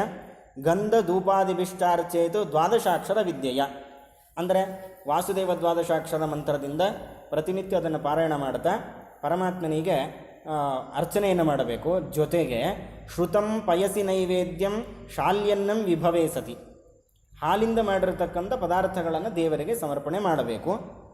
ಸಸರ್ಪಿ ಸಗುಡಂ ದತ್ವ ಜುಹುಯಾನ್ ಮೂಲ ವಿದ್ಯೆಯ ನಾರಾಯಣ ಅಷ್ಟಾಕ್ಷರದಿಂದ ಸಸರ್ಪಿ ಸಗುಡಂ ಅಂದರೆ ಬೆಲ್ಲ ಮತ್ತು ತುಪ್ಪ ಇದರಿಂದ ಸಹಿತವಾಗಿರತಕ್ಕಂತಹ ನೈವೇದ್ಯ ಅಂದರೆ ಶಾಲ್ಯನ್ನ ಅದನ್ನು ಪರಮಾತ್ಮನಿಗೆ ನೈವೇದ್ಯ ಮಾಡಿ ದತ್ವಾಚನಮ ಅರ್ಚಿತ್ವ ತಾಂಬೂಲಂಚ ನಿವೇದಯೇತ್. ಆಮೇಲೆ ಅದನ್ನು ಕೊಟ್ಟು ಆಚಮನ ತಾಂಬೂಲ ಇದನ್ನೆಲ್ಲ ಪರಮಾತ್ಮನಿಗೆ ಷೋಡಶೋಪಚಾರಗಳನ್ನು ಪೂಜೆ ಮಾಡಿ ಜಪೇದ್ ಅಷ್ಟೋತ್ತರ ಶತಂ 108 ಸಲ ಅದನ್ನು ಜಪ ಮಾಡಿ ಸ್ತುವೀತ ಸ್ತುತಿಭಿ ಪ್ರಭುಂ ನಾನಾ ರೀತಿಯ ಸ್ತೋತ್ರಗಳಿಂದ ಹಿಂದೆ ಹೇಳಿರ್ತಕ್ಕಂಥ ಸ್ತೋತ್ರಗಳಿಂದ ಪರಮಾತ್ಮನನ್ನು ಸ್ತೋತ್ರ ಮಾಡಿ ಕೃತ್ವಾ ಪ್ರದಕ್ಷಿಣಾಂ ಭೂಮೌ ಪ್ರಣಮೇ ದಂಡವನ್ಮುದ. ಆಮೇಲೆ ಪ್ರದಕ್ಷಿಣ ನಮಸ್ಕಾರ ಇದನ್ನೆಲ್ಲ ಮಾಡಿ ಕೃತ್ವಾ ಶಿರಸಿ ತಚ್ಛೇಷಂ ದೇವಮುದ್ವಾಸಯತ್ ತತಃ. ಆಮೇಲೆ ಪರಮಾತ್ಮನ ನಿರ್ಮಾಲ್ಯಾದಿಗಳನ್ನು ತಲೆಯಲ್ಲಿ ಧಾರಣೆ ಮಾಡಿ ಆ ಯಾವುದನ್ನು ಪೂಜೆಯನ್ನು ಸಮರ್ಪಣೆ ಮಾಡಬೇಕು. ದ್ಯವರಾನ್ ಭೋಜಯೇದ್ ವಿಪ್ರಾನ್ ಪಾಯಸೇನ ಯಥೋಚಿತಂ. ಪ್ರತಿನಿತ್ಯ ಕಡಿಮೆ ಅಂದರೆ 2 ಬ್ರಾಹ್ಮಣರನ್ನ ಊಟಕ್ಕೆ ಹಾಕಬೇಕು ಅಂತ. ಇದು ದ್ಯವರಾನ್, ಕಡಿಮೆ ಅಂದರೆ 2, ಇನ್ನು ಜಾಸ್ತಿ ಎಷ್ಟಾದರೂ ಮಾಡ್ಬೋದು. ಹಾಗಾಗಿ 2ರನ್ನಂತೂ ಅವರಿಗೆ ಪ್ರತಿನಿತ್ಯ ಅವರಿಗೆ ತೀರ್ಥಪ್ರಸಾದದ ವ್ಯವಸ್ಥೆಯನ್ನು ಮಾಡಬೇಕು. ಭುಂಜೀತ ತೈರನುಜ್ಞಾತಃ ಹುತಶೇಷಂ ಸಭಾಜಿತೈ. ಹುತಶೇಷಂ ಹೋಮಕ್ಕೇನು ಬಳಸಿರ್ತಾರೋ ಅದನ್ನು ಉಳಿದದ್ದನ್ನು ತೈರನುಜ್ಞಾತಃ ಬ್ರಾಹ್ಮಣರ ಅಪ್ಪಣೆಯನ್ನು ಪಡೆದು ಅದನ್ನು ಸ್ವೀಕಾರ ಮಾಡಬೇಕು. ಅಂದರೆ ಹಾಲನ್ನು ಮಾತ್ರ, ಊಟ ಮಾಡಲಿಕ್ಕಿಲ್ಲ. ಅದು ಒಂದು ಅಳತೆ ಅಷ್ಟು ಮಾತ್ರ ಅದನ್ನು ಸ್ವೀಕಾರ ಮಾಡಲಿಕ್ಕಿದೆ. ಹೀಗೆ ಆಮೇಲೆ ಬ್ರಹ್ಮಚರ್ಯಥ ತದ್ರಾತ್ರ್ಯಾಂ ಶೋಭೂತೆ ಪ್ರಥಮೇಹ್ನಿ. ಹೀಗೆ ಅವತ್ತಿನ ದಿವಸ ಬ್ರಹ್ಮಚಾರಿಯಾಗಿ ಇರಬೇಕು. ಆ ರಾತ್ರಿನೆಲ್ಲ ಕಳೆದು ಮಾರನೇ ದಿವಸ ಪ್ರಾತಃ ಶುಚಿ ಯಥೋಕ್ತೇನ ವಿಧಿನ ಸುಸಮಾಹಿತ. ಮೊದಲನೇ ದಿವಸ ಹೇಗೆ ಮಾಡಿರ್ತು ಇನ್ನು ಉಳಿದ ದಿವಸಗಳಲ್ಲೂ ಹಾಗೆ ಮಾಡಬೇಕು. ಆಮೇಲೆ ಪೂರ್ವಜ್ಜುಹುಯಾದಗ್ನಿಂ ಬ್ರಾಹ್ಮಣಾಂಶ್ಚಾಪಿ ಭೋಜಯೇತ್. ಪ್ರತಿನಿತ್ಯ ಹೋಮ ಮಾಡಬೇಕು.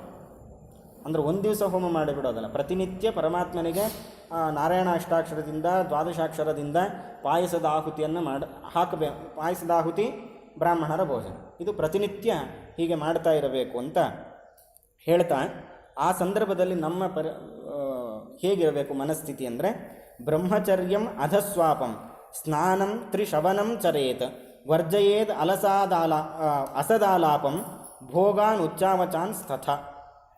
ಅಂದರೆ ಬ್ರಹ್ಮಚರ್ಯಂ ಪರಮಾತ್ಮನ ಕಥೆಗಳನ್ನು ನಿರಂತರವಾಗಿ ಕೇಳ್ತಾರೆ, ಇದು ಬ್ರಹ್ಮಚರ್ಯ. ಅಧಸ್ವಾಪಂ ಮಂಚದ ಮೇಲೆ ಮಲಗೋದು ಮಾಡಬಾರ್ದು, ಚಾಪೆ ಹಾಸ್ಕೊಂಡು ಮಲಗಬೇಕು. ಇಲ್ಲ ಬರೀ ನೆಲದ ಮೇಲೆ ಮಲಗಿದ್ರೆ ಇನ್ನೂ ಒಳ್ಳೆಯದು. ಆಗದೇ ಇದ್ದಾಗ ಚಾಪೆ, ಈ ಥರದ್ದು. ಆಮೇಲೆ ಸ್ನಾನ, 2 ಹೊತ್ತು ಸ್ನಾನ, 2 ಹೊತ್ತು ಪೂಜೆ. ತ್ರಿಸವನಂ 3 ಹೊತ್ತಲ್ಲಿ ಪರಮಾತ್ಮನ ಪೂಜೆಯನ್ನು ಮಾಡಬೇಕು. ಆಮೇಲೆ ವರ್ಜಯೇದ್ ಅಸದಾಲಾಪಂ ಅಂದರೆ ಕೆಲಸಕ್ಕೆ ಬರದೇ ಇರೋದು, ಉಪಯೋಗಕ್ಕೆ ಬರದೇ ಇರತಕ್ಕಂತಹ ವಿಚಾರಗಳನ್ನು ಮಾತಾಡಬಾರ್ದು. ಭೋಗಾನ್ ಉಚ್ಚಾವಚಾನ್ ಸ್ಥಥ. ಇನ್ನು ನಾನಾ ರೀತಿಯ ಭೋಗಗಳನ್ನು ಅಂದರೆ ಒಳ್ಳೊಳ್ಳೆ ಬಟ್ಟೆಗಳನ್ನು ಉಡೋದು, ಅಥವಾ ಸ್ತ್ರೀಯರಾದರೆ ತುಂಬ ಅಲಂಕಾರ ಮಾಡ್ಕೊಳ್ಳೋದು, ಈ ಥರದ್ದನ್ನೆಲ್ಲ ಮಾಡಬಾರ್ದು. ಎಷ್ಟು ಮಾಡಿಕೊಳ್ಳೇಬೇಕು ಅಷ್ಟು, ಅದನ್ನು ಬಿಟ್ಟು ಜಾಸ್ತಿ ಆಗಬಾರ್ದು. ಹೀಗೆ ಮಾಡ್ತಾ ಪರಮಾತ್ಮನಿಗೆ ಪೂಜೆಯನ್ನು ಮಾಡಬೇಕು. ಈ ರೀತಿ ಮಾಡಿದಾಗ ಪರಮಾತ್ಮ ಸಂತುಷ್ಟನಾಗ್ತಾನೆ. ಭೋಜಯೇತ್ ತಾನ್ ಗುಣವತ ತದನ್ನೇನ ಶುಚಿಸ್ಮಿತೌ ಅನ್ಯಾಂಶ ಬ್ರಾಹ್ಮಣಾನ್ ಶಕ್ತಿಯ ಏಚ ತತ್ರ ಸಮಾಗತಾಃ. ಇನ್ನು ಹೀಗೆ ತಮ್ಮ ಶಕ್ತಿನುಸಾರ ಎಷ್ಟು ಜನರಿಗೆ ಬ್ರಾಹ್ಮಣರಿಗೆ ಭೋಜನ ಹಾಕ್ಸ್ಲಿಕ್ಕಾಗತ್ತೋ ಅದನ್ನೆಲ್ಲ ಮಾಡಬೇಕು ಅಂತ ಹೇಳ್ತಾ, 12ನೆಯ ದಿವಸ ಮತ್ತೆ ಹೋಮ ಮಾಡಿ, ಅಂದರೆ ದಿನನಿತ್ಯದ ಹೋಮ ಇದೆ, ಆ ಹೋಮವನ್ನು ಮಾಡಿ ಅವತ್ತು ಎಲ್ಲ ಬ್ರಾಹ್ಮಣರಿಗೆ ದಕ್ಷಿಣೆ ತಾಂಬೂಲ ಎಲ್ಲ ಕೊಟ್ಟಾದ ಮೇಲೆ ಅತಿಥಿ ಅಭ್ಯಾಗತರನ್ನು ಕರೆದು ನಮ್ಮ ಬಂಧು ಬಳಗದವರು ಯಾರಿದ್ದಾರೋ ಅವ್ರನ್ನೆಲ್ಲ ಕೂಡಿಕೊಂಡು ಇದನ್ನು ಹೋಮ ಮುಗಿಸಿ ಅವರದ್ದೆಲ್ಲ ಭೋಜನ ಆದ ಮೇಲೆ ತಾನು ಮಾಡಬೇಕು. ಅಂದರೆ ತ್ರಯೋದಶಿಯ ದಿವಸ ಪಾರಣೆ, ಅವತ್ತು ಪಾರಣೆಯನ್ನು ಮಾಡಬೇಕು. ಮಾಡಿ ಇದನ್ನು ಪರಮಾತ್ಮನಿಗೆ ನೃತ್ಯ ವಾದಿತ್ರ ಗೀತೈಶ್ಚ ಸ್ತುತಿಭಿ ಸ್ವಸ್ತಿವಾಚಕೈ ಕಾರಯೇತ್ ತತ್ಕಥಾಭಿಶ್ಚ ಪೂಜಾಂ ಭಗವತಃ ಅನ್ವಹಂ. ಇದು ಪ್ರತಿನಿತ್ಯ ಮಾಡಬೇಕು. ನೃತ್ಯ, ವಾದ್ಯ, ಗೀತ ಮುಂತಾದ ಅನೇಕ ಉಪಚಾರಗಳಿಂದ ಪರಮಾತ್ಮನನ್ನು ಪೂಜಿಸಿ ಅದು ಪರಮಾತ್ಮನಿಗೆ ಪ್ರತಿನಿತ್ಯ ಪೂಜೆಯನ್ನು ಮಾಡಬೇಕು. ಏತತ್ ಪಯೋವ್ರತಂ ನಾಮ ಪುರುಷಾರಾಧನಂ ಪರಂ ಪಿತಾಮಹೇನ ಅಭಿಹಿತಂ ಮಮತೆ ಸಹೃದಾಹೃತಂ. ಹೀಗೆ ಪಯೋವ್ರತವನ್ನು ಬ್ರಹ್ಮದೇವರು ನನಗೆ ಉಪದೇಶ ಮಾಡಿದರು, ಅದನ್ನು ನಿನಗೆ ಹೇಳಿದ್ದೇನೆ. ಇದನ್ನು ಮಾಡೋದರಿಂದ ಪರಮಾತ್ಮ ನಮಗೆ ಬೇಗ ಒಲಿತಾನೆ. ನಮಗೆ ಮಕ್ಕಳಾಗಿಲ್ಲ ಅಂತಾದರೆ ಮಕ್ಕಳಾಗ್ತಾರೆ, ಮಕ್ಕಳ ಸನ್ಮಾರ್ಗದಲ್ಲಿಲ್ಲ ಅಂತಂದರೆ ನಾವು ಸನ್ಮಾರ್ಗದಲ್ಲಿ ಬರುವಂತೆ ಆಗತ್ತೆ. ಹಾಗಾಗಿ ಇಷ್ಟು ಅದ್ಭುತವಾದ ಪಯೋವ್ರತ, ಇದನ್ನು ನೀನು ಮಾಡು ಅಂಥೇಳಿ ಅದಿತಿ ದೇವಿಯರಿಗೆ ಕಶ್ಯಪ ಋಷಿಗಳು ಉಪದೇಶವನ್ನು ಮಾಡಿದ್ದಾರೆ. ಅದರ ನಿಮಿತ್ತದಿಂದ ಅದಿತಿ ದೇವಿ ಪಯೋವ್ರತವನ್ನು ಮಾಡಿದ್ದಾರೆ, ಪರಮಾತ್ಮನನ್ನು ಒಲಿಸಿಕೊಂಡಿದ್ದಾರೆ. ಪರಮಾತ್ಮ ಅವರಲ್ಲಿ ನಾನು ಅವತಾರ ಮಾಡುತ್ತೇನೆ ಅಂಥೇಳಿ ಅವತಾರವನ್ನು ಮಾಡುವಾಗ ಬ್ರಹ್ಮಾದಿ ದೇವತೆಗಳು ಬಂದು ಸ್ತೋತ್ರ ಮಾಡಿದ್ದಾರೆ. ಸರಿಯಾಗಿ ಭಾದ್ರಪದ ಮಾಸದ ಯಾವತ್ತು ದ್ವಾದಶಿಯ ದಿವಸ ಅಭಿಜಿತ್ ಲಗ್ನದಲ್ಲಿ, ಅಭಿಜಿತ್ ನಕ್ಷತ್ರ ಇರುವಂತಹ ಸಂದರ್ಭದಲ್ಲಿ, ಅಂದರೆ ಮಧ್ಯಾಹ್ನದ ಸಮಯದಲ್ಲಿ ಪರಮಾತ್ಮ ತಾನು ವಾಮನನಾಗಿ ಅವತಾರವನ್ನು ಮಾಡಿದ್ದಾನೆ. ಅವತ್ತು ಶ್ರವಣ ನಕ್ಷತ್ರ ಇದ್ದರೆ ಅಂತೂ ಇನ್ನೂ ಒಳ್ಳೆಯದು. ಅದನ್ನು ವಿಜಯ ಅಂತ ಕರೀತಾರೆ.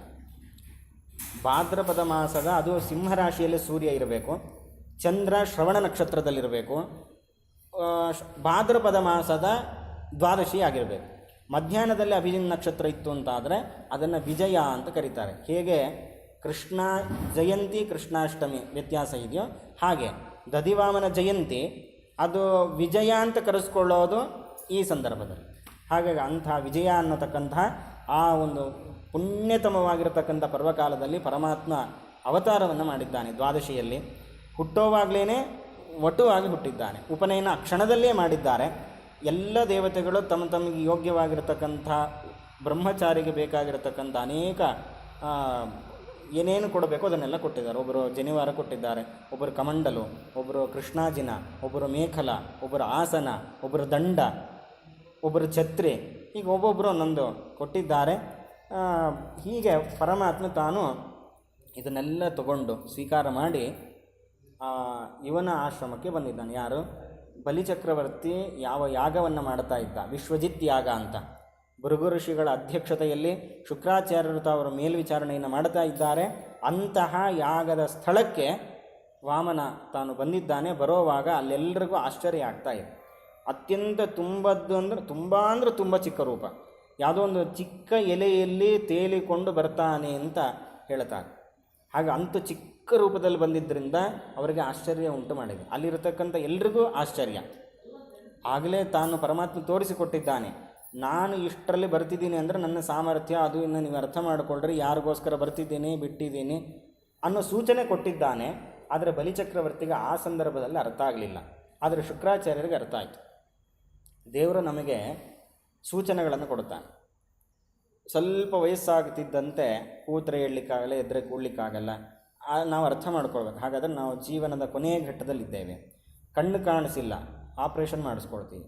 ಕಿವಿ ಕೇಳಿಸಲ್ಲ, ಮಷಿನ್ ಹಾಕ್ಸ್ಕೊಳ್ತೀವಿ. ಹಲ್ಲು ಬಿದ್ದೋಗಿದೆ, ಹಲ್ಲು ಕಟ್ಟಿಸ್ಕೊಳ್ತೀವಿ. ಕೂಡಲಿಕ್ಕಾಗಲ್ಲ, ಅದಕ್ಕೆ ಬೇರೆ ಏನೋ ವ್ಯವಸ್ಥೆ ಮಾಡ್ಕೊಳ್ತೀವಿ. ಅಂದರೆ ನಮ್ಮ ಭಾವನೆ ಏನು, ನಾವಿನ್ನೂ ಜೀವಂತ ಇರ್ತೀವಿ ಅಂತ.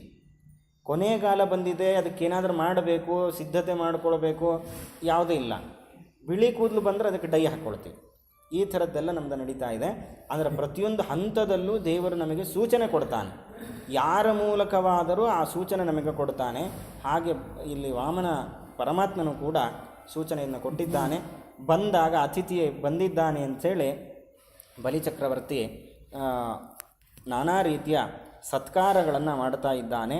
ಮಾಡಿಬಿಟ್ಟು ಏನು ಬೇಕು ನಿನಗೆ ಅಂತ ಕೇಳಿದಾಗ ಅದಕ್ಕೆ ವಾಮನ ಹೇಳ್ತಾನೆ, ನನಗೆ ನನ್ನ ಪಾದದ ಅಳತೆಯಲ್ಲಿ 3 ಹೆಜ್ಜೆ ಭೂಮಿ ಸಾಕು. ಅದಕ್ಕೋಸ್ಕರ ಅಷ್ಟು ಚಿಕ್ಕ ರೂಪದಿಂದ ಬಂದಿದ್ದು. ಎಷ್ಟು ಚಿಕ್ಕವನು ಅಂದರೆ 3 ಪಾದ ಎಷ್ಟು ಆಗ್ಬೋದು, ಅದು ಚಿಕ್ಕ ಹುಡುಗ. ಆ ಹುಡುಗನ ಪಾದದ ಅಳತೆಯಲ್ಲಿ 3 ಹೆಜ್ಜೆ ಭೂಮಿ, ಇಷ್ಟೇ ನನಗೆ ಸಾಕು ಅಂತ ಬಲಿಚಕ್ರವರ್ತಿ ಅಪಹಾಸ್ಯ ಮಾಡುತ್ತಾನೆ. ಇಡೀ ಭೂಮಂಡಲದ ಆಧಿಪತ್ಯ ನನ್ನ ಕೈಲಿದೆ, ಅಂಥವರ ಬಳಿಗೆ ಬಂದು ಯಾವುದೇ ಅಲ್ಪವಾದದ್ದನ್ನು ಬೇಡುತ್ತೀಯಲ್ಲ, ಇನ್ನು ನನಗೆ ಅವಮಾನ ಅಂತ ಹೇಳ್ಕೊಳ್ತಾನೆ. ಅದಕ್ಕೆ ಪರಮಾತ್ಮ ಹೇಳ್ತಾನೆ, ನೀನು ಇಡೀ ಭೂಮಂಡಲಕ್ಕೆ ಬಂಗಾರದ ಪಟ್ಟಿ ಹಾಕಿ ನನಗೆ ದಾನ ಕೊಡ್ತೀನಿ ಅಂತಂದರೆ ಅದು ನನಗೆ ತೃಪ್ತಿ ಇಲ್ಲ ಅಂತಾದರೆ ಅದನ್ನು ತಗೊಂಡು ನನಗೇನಾಗಲ್ಲ. ಹಾಗಾದರೆ ತೃಪ್ತಿ ಅನ್ನೋದು ಇದೆ ಅಂತಾದರೆ ನಾವು ಜೀವನ ನಡೆಸಲಿಕ್ಕಾಗತ್ತೆ. ತೃಪ್ತಿ ಇಲ್ಲ ಅಂತಾದರೆ ಇಡೀ ಬ್ರಹ್ಮಾಂಡವೇ ನಮ್ಮ ಅಧೀನದಲ್ಲಿದ್ದರೂ ನಮಗೆ ಅದು ಸುಖ ಕೊಡೋದಿಲ್ಲ. ಹಾಗಾಗಿ ನನಗೆ ಅಷ್ಟೆಲ್ಲ ಬೇಡ. ಅದರಿಂದ ಮತ್ತೆ ದುಃಖ ಉಂಟಾಗುತ್ತೆ. ಅಯ್ಯೋ ಇಷ್ಟೊಂದಿದೆ, ಇದರ ರಕ್ಷಣೆ ಹೇಗೆ, ಇದು ಯಾರಾದರೂ ಕದ್ಕೊಂಡು ಹೋದರೆ ಇದನ್ನು ಯಾರಿಗೆ ಕೊಡಬೇಕು, ಯಾರಿಗೆ ಕೊಡಬಾರ್ದು, ಇದನ್ನು ನಾನೇ ತಿನ್ನಬೇಕು, ಇಷ್ಟೆಲ್ಲ ಬೇಡದೇ ಇರತಕ್ಕಂಥ ಚಿಂತೆ.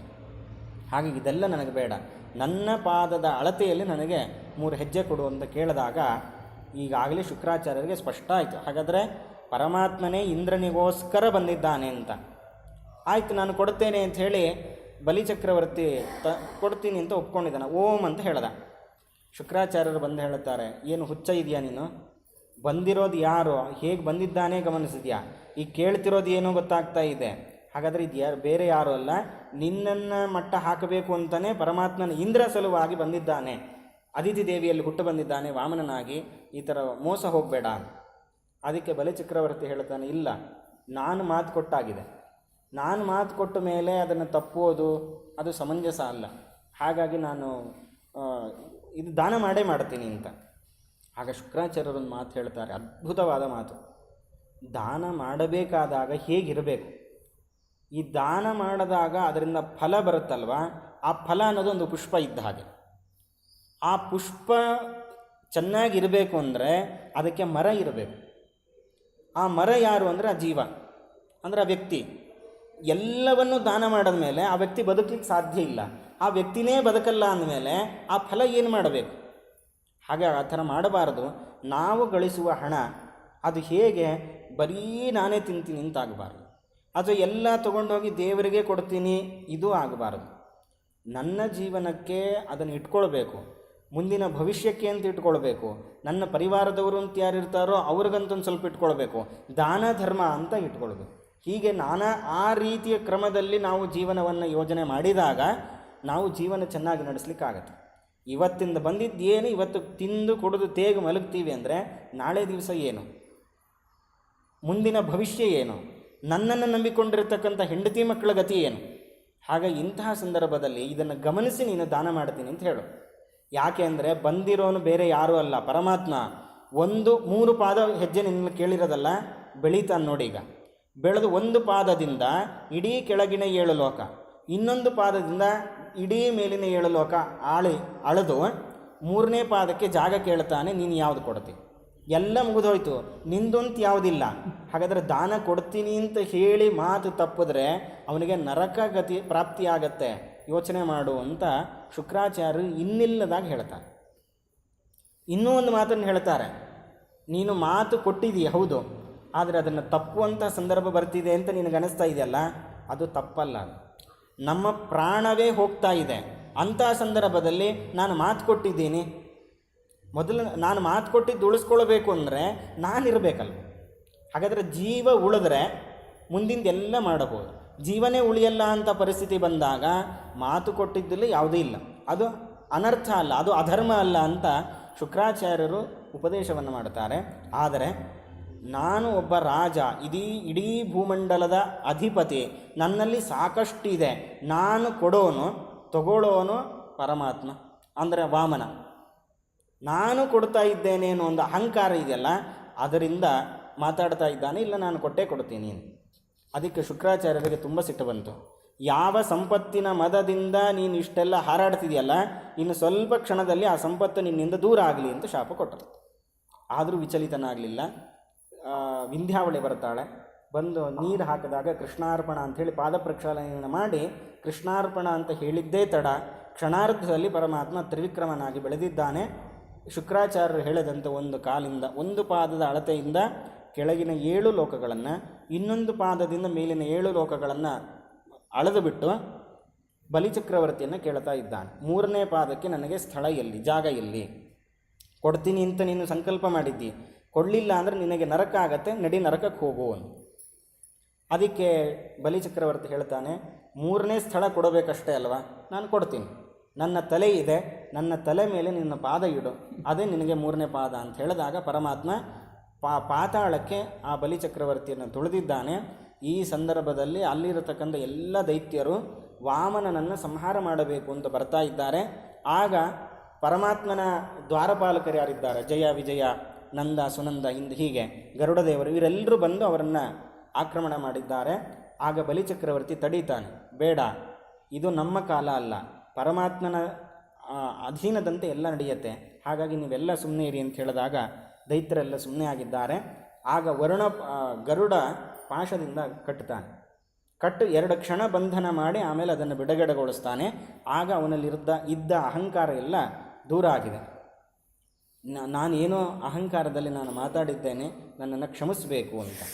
ಈ ಪ್ರಸಂಗದಲ್ಲಿ ವಿಂಧ್ಯಾವಳಿ ಒಂದು ಪ್ರಾರ್ಥನೆಯನ್ನು ಮಾಡುತ್ತಾಳೆ ಪರಮಾತ್ಮನಲ್ಲಿ. ಅದ್ಭುತವಾಗಿರತಕ್ಕಂಥ ಮಾತನ್ನು ವಿಂಧ್ಯಾವಳಿ ಹೇಳೋದು. ಅದೇನು ಅಂದರೆ, ಈ ಪ್ರಪಂಚದಲ್ಲಿ ಕೆಲವರು ಇರ್ತಾರಲ್ಲ, ನಾನೇ ಮಾಡೋನು ಅಂತ ತಿಳ್ಕೊಂಡಿರ್ತಾನೆ, ಅಂಥವನು ಅವನಷ್ಟು ಮೂರ್ಖನಾದ ವ್ಯಕ್ತಿ ಮತ್ತೊಬ್ಬನಿಲ್ಲ ಅಂತ ತನ್ನ ಗಂಡನನ್ನು ಇಂಡೈರೆಕ್ಟಾಗಿ ಬೈತಾ ಇದ್ದಾನೆ. ಅಂದರೆ ಗಂಡ ಮಾಡಿದ ತಪ್ಪನ್ನು ಅವಳು ಸಮರ್ಥನೆ ಮಾಡಿಕೊಳ್ಳಿಲ್ಲ. ಯಾಕೆ? ಪರಮಾತ್ಮನಿಗೆಲ್ಲ ಗೊತ್ತಿದೆ. ಇಡೀ ಪ್ರಪಂಚದಲ್ಲಿ ಇರುವಂಥದ್ದು ಏನೇನಿದೆ ಅದೆಲ್ಲವೂ ಕೂಡ ಪರಮಾತ್ಮನದ್ದೇ. ಹೀಗಿದ್ದಾಗ ಪರಮಾತ್ಮನೇ ನಮ್ಮಲ್ಲಿ ನಿಂತು ಮಾಡಿಸ್ತಾನೆ, ನಾನು ಮಾಡ್ತೀನಿ, ಇದು ನನ್ನದು ಅಂತ ಭಾವನೆ ಬರುತ್ತೆ ಅಂತಂದರೆ ಅದು ಕುತ್ಸಿತ ಬುದ್ಧಿ ಎಂದು ಕರೀತಾರೆ. ಅದು ಕೆಟ್ಟ ಬುದ್ಧಿ, ಅದು ಒಳ್ಳೆಯದಲ್ಲ, ನಮಗೆ ಅನರ್ಥಕ್ಕೆ ಕಾರಣ ಆಗತ್ತೆ. ಹಾಗಾಗಿ ಅಂಥ ಅನರ್ಥವನ್ನು ನನ್ನ ಗಂಡ ಮಾಡಿದ್ದಾನೆ, ಕ್ಷಮಿಸಬೇಕು. ಆಗ ಅಲ್ಲಿ ಪ್ರಹ್ಲಾದರಾಜರು ಬರ್ತಾರೆ, ಅವರೂ ಪ್ರಾರ್ಥನೆಯನ್ನು ಮಾಡುತ್ತಾರೆ. ಹಾಗಾಗಿ ಪರಮಾತ್ಮ ಆಗ ಹೇಳ್ತಾನೆ, ನಾನು ಬಲಿಚಕ್ರವರ್ತಿಯನ್ನು ಪರೀಕ್ಷೆ ಮಾಡಿದ್ದು, ಅವನು ಆಡಿದ ಮಾತನ್ನು ತಪ್ಪಲಿಲ್ಲ. ಶುಕಾಚಾರ್ಯರ ಶಾಪವನ್ನು ಕೊಟ್ಟರು. ನಾನು ಬಂದವನು ಯಾರು ಅಂತ ಗೊತ್ತಾಗಿದೆ. ನಾನು ಇಡೀ 2 ಹೆಜ್ಜೆಯಿಂದ ಎಲ್ಲ ವ್ಯಾಪಿಸಿದಾಗಲೂ ಕೂಡ ತಾನು ತನ್ನ ತಲೆಯನ್ನು ತನ್ನನ್ನೇ ತಾನು ಅರ್ಪಣೆ ಮಾಡಿಕೊಂಡಿದ್ದಾನೆ. ನಾನು ಮಾಡಿ ಸಂಕಲ್ಪಕ್ಕೆ ವಿರುದ್ಧವಾಗಿ ನಾನು ನಡೀಬಾರದು ಅಂಥೇಳಿ ಅಷ್ಟು ದೀಕ್ಷಿತನಾಗಿದ್ದಾನೆ ಬಲಿಚಕ್ರವರ್ತಿ. ಹಾಗಾಗಿ ಅವನನ್ನು ಉದ್ಧಾರ ಮಾಡಬೇಕು ಅಂತ ನಾನು ಬಂದಿದ್ದೇನೆ ಅಂಥೇಳಿ ಪರಮಾತ್ಮ ಉದ್ಧಾರ ಮಾಡ್ತಾನೆ. ಇದನ್ನೆಲ್ಲ ಬಲಿಚಕ್ರವರ್ತಿಗೆ, ವಿಂಧ್ಯಾವಳಿಗೆ, ಪ್ರಹ್ಲಾದರಾಜರಿಗೆ ಪರಮಾತ್ಮ ಹೇಳ್ತಾನೆ. ಹೇಳಿಬಿಟ್ಟು ಬಲಿಚಕ್ರವರ್ತಿಗೆ ಹೇಳ್ತಾನೆ, ನೀನು ಪಾತಾಳಕ್ಕೆ ಹೋಗಬೇಕು. ಅಲ್ಲಿ ನಾನು ನಿನ್ನ ಮನೆಯ ಬಾಗಿಲನ್ನು ಕಾಯ್ತೀನಿ. ಅಲ್ಲಿ ನಿನಗೆ ಯಾವುದೇ ರೀತಿಯಾಗಿರತಕ್ಕಂಥ ಕುಂದು ಕೊರತೆಗಳು ಆಗಲಿಕ್ಕೆ ಸಾಧ್ಯ ಇಲ್ಲ. ಇದಲ್ಲದೇನೆ ಮುಂದಿನ ಕಲ್ಪದಲ್ಲಿ ನೀನೇ ಇಂದ್ರನಾಗ್ತಿ ಅಂಥೇಳಿ ಆಶ್ವಾಸನೆಯನ್ನು ಕೊಟ್ಟು ಪರಮಾತ್ಮ ಅತ್ಯಂತ ಅದ್ಭುತವಾದ ಮಹದನುಗ್ರಹವನ್ನು ಆ ಬಲಿಚಕ್ರವರ್ತಿಯ ಮೇಲೆ ಮಾಡಿ ಪರಮಾತ್ಮನನ್ನು ಬಲಿಚಕ್ರವರ್ತಿಯನ್ನು ಪಾತಾಳಕ್ಕೆ ಕಳಿಸಿದ್ದಾನೆ. ಪ್ರಹ್ಲಾದರಾಜಗೂ ಆಜ್ಞೆ ಮಾಡುತ್ತಾನೆ, ನೀನು ಕೂಡ ಆ ಬಲಿಚಕ್ರವರ್ತಿಯ ಜೊತೆಗೆ ಪಾತಾಳದಲ್ಲಿರಬೇಕು.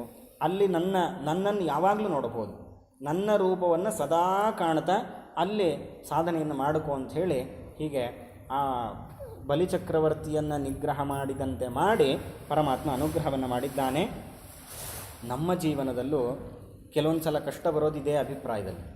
ಅದಕ್ಕೆ ಕುಂತಿ ಕೇಳ್ಕೊಂಡ್ಳು, ವಿಪದಃ ಸಂತು ನಶ್ಯಶ್ವತು. ನನಗೆ ಮೇಲಿಂದ ಮೇಲೆ ಆಪತ್ತುಗಳು ಬರ್ತಾ ಇರಲಿ. ಯಾಕೆ? ಆಪತ್ತುಗಳು ಬಂದಾಗ ನಿನ್ನ ಸ್ಮರಣೆ ಆಗತ್ತೆ. ನಿನ್ನನ್ನು ಸ್ಮರಣೆ ಮಾಡಿದಾಗ ಆ ಆಪತ್ತನ್ನು ಪರಿಹಾರ ಮಾಡಲಿಕ್ಕೆ ಅಂತೇಳಿ ಸ್ವತಃ ನೀನೇ ಬರ್ತಿ. ಹಾಗಾದರೆ ಆಪತ್ತುಗಳು ಬಂದಾಗ ನಿನ್ನ ದರ್ಶನ ಆಗತ್ತೆ ಅನ್ನೋದಾದರೆ ಅಂತಹ ಆಪತ್ತುಗಳೇ ಬರಲಿ ನಮಗೆ. ಆದ್ದರಿಂದ ಕುಂತಿ ಆ ರೀತಿ ಕೇಳ್ತಾಳೆ. ಇಲ್ಲಿ ಬಲಿಚಕ್ರವರ್ತಿಯ ಪರಿಸ್ಥಿತಿ ಮೇಲ್ನೋಟಕ್ಕೆ ತುಳಿದಂತೆ ಇದೆ. ಅಂದರೆ ಕಷ್ಟ ಬಂದಿದೆ, ಆದರೆ ಕಷ್ಟ ಬಂದಾಗ ಏಕಾಗ್ರಚಿತ್ತನಾಗಿ ಪರಮಾತ್ಮನನ್ನೇ ಧ್ಯಾನ ಮಾಡಿದ್ದರಿಂದ ಪರಮಾತ್ಮ ಅನುಗ್ರಹವನ್ನು ಮಾಡಿದ್ದಾನೆ, ಎತ್ತರದ ಸ್ಥಾನವನ್ನು ಕೊಟ್ಟಿದ್ದಾನೆ.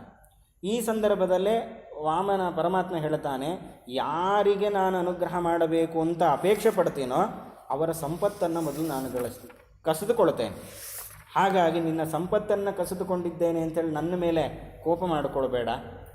ನಾನು ನಿನಗೆ ಅನುಗ್ರಹವನ್ನು ಮಾಡಬೇಕು ಅಂತಲೇ ಈ ರೀತಿ ಮಾಡಿದ್ದೇನೆ ಅನ್ನೋದನ್ನು ಹೇಳ್ತಾ ಪರಮಾತ್ಮ ಅಲ್ಲಿಂದ ತಾನು ತೆರಳುತ್ತಾನೆ. ಇಂದ್ರನಿಗೆ ಅವನ ರಾಜ್ಯವನ್ನು ಕೊಡುತ್ತಾನೆ. ಆ ಇಂದ್ರನ ಸಿಂಹಾಸನದಲ್ಲಿ ಉಪೇಂದ್ರನನ್ನು ಅಂದರೆ ವಾಮನನ್ನು ಕೂಡಿಸಿ ಪಟ್ಟಾಭಿಷೇಕ ಮಾಡಿ ಎಲ್ಲ ದೇವತೆಗಳು ಸ್ತೋತ್ರ ಮಾಡುತ್ತಾರೆ ಅಂತ ಹೀಗೆ ಇದನ್ನು ಯಾವುದು ಸಮುದ್ರ ಮಥನದ ಕಥೆ, ಆಮೇಲೆ ಈ ವಾಮನಾವತಾರದ ಕಥೆಯನ್ನು ನಿರೂಪಣೆಯನ್ನು ಮಾಡಿದ್ದಾರೆ. ಆಮೇಲೆ ಮತ್ಸ್ಯಾವತಾರ ಕೊನೆಯಲ್ಲಿ ಬರುವಂಥದ್ದು. ಸತ್ಯವ್ರತ ಅಂತ ಒಬ್ಬ ರಾಜ, ಅವನು ವೈವಸ್ವತ ಮನುವಿನ ಮಗ ಸತ್ಯವ್ರತ. ಆ ಸತ್ಯವ್ರತನಿಗೆ ಶ್ರಾದ್ದದೇವ ಅಂತಲೂ ಹೆಸರು. ಅವನು ಆಹ್ನಿಕಕ್ಕೆ ಅಂತ ಹೋದಾಗ ಕೈಯಲ್ಲಿ ಮೀನು ಸಿಗತ್ತೆ. ಆ ಮೀನನ್ನು ಇನ್ನೇನು ಕೆಳಗೆ ಬಿಡಬೇಕು ಅನ್ನೋವಾಗ ಮಾತಾಡುತ್ತೆ, ನನಗೆ ಒಂದು ಜಾಗ ಕೊಡುವನು. ಅದಕ್ಕೆ ಒಂದು ಕಮಂಡಲುವಿನೆಲ್ಲ ಹಾಕ್ತಾನೆ, ಅಲ್ಲಿ ಬೆಳೆದು ನಿಲ್ಲತ್ತೆ, ನನಗಿದು ಸಾಕಾಗೋಲ್ಲ. ಇನ್ನೊಂದು ದೊಡ್ಡ ಮಡಕೆಯಲ್ಲಿ ಹಾಕಿಡ್ತಾನೆ, ಅಲ್ಲೂ ಬೆಳೆದು ನಿಲ್ಲತ್ತೆ, ಇದು ಸಾಕಾಗಲ್ಲ.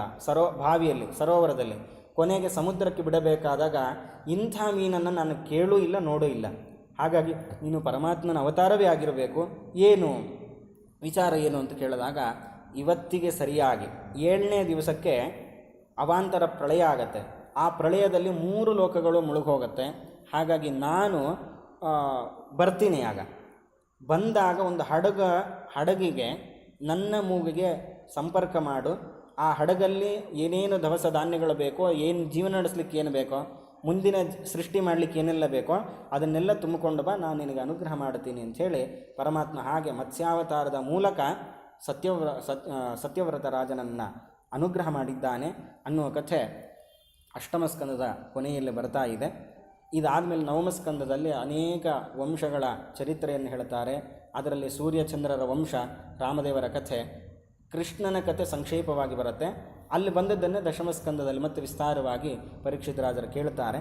ಆ ಎಲ್ಲ ವಿಚಾರಗಳನ್ನು ಮುಂದಿನ ಪ್ರವಚನದಲ್ಲಿ ನೋಡೋಣ ಅಂತ ಹೇಳ್ತಾ ಶ್ರೀಕೃಷ್ಣ ಅರ್ಪಣಮಸ್ತು. ಕಾಯೇನ ವಾಚ ಮನಸೇಂದ್ರಿಯರ್ವ ಬುದ್ಧ್ಯಾತ್ಮನಾವ ಪ್ರಕೃತೆ ಸ್ವಭಾವಾತ್ ಕರೋಮಿ ಯದ್ಯತ್ ಸಕಲಂ ಪರಸ್ಮೈ ನಾರಾಯಣಾಯೇತಿ ಸಮರ್ಪಯಾಮಿ. ಶ್ರೀಕೃಷ್ಣ ಅರ್ಪಣಮಸ್ತು.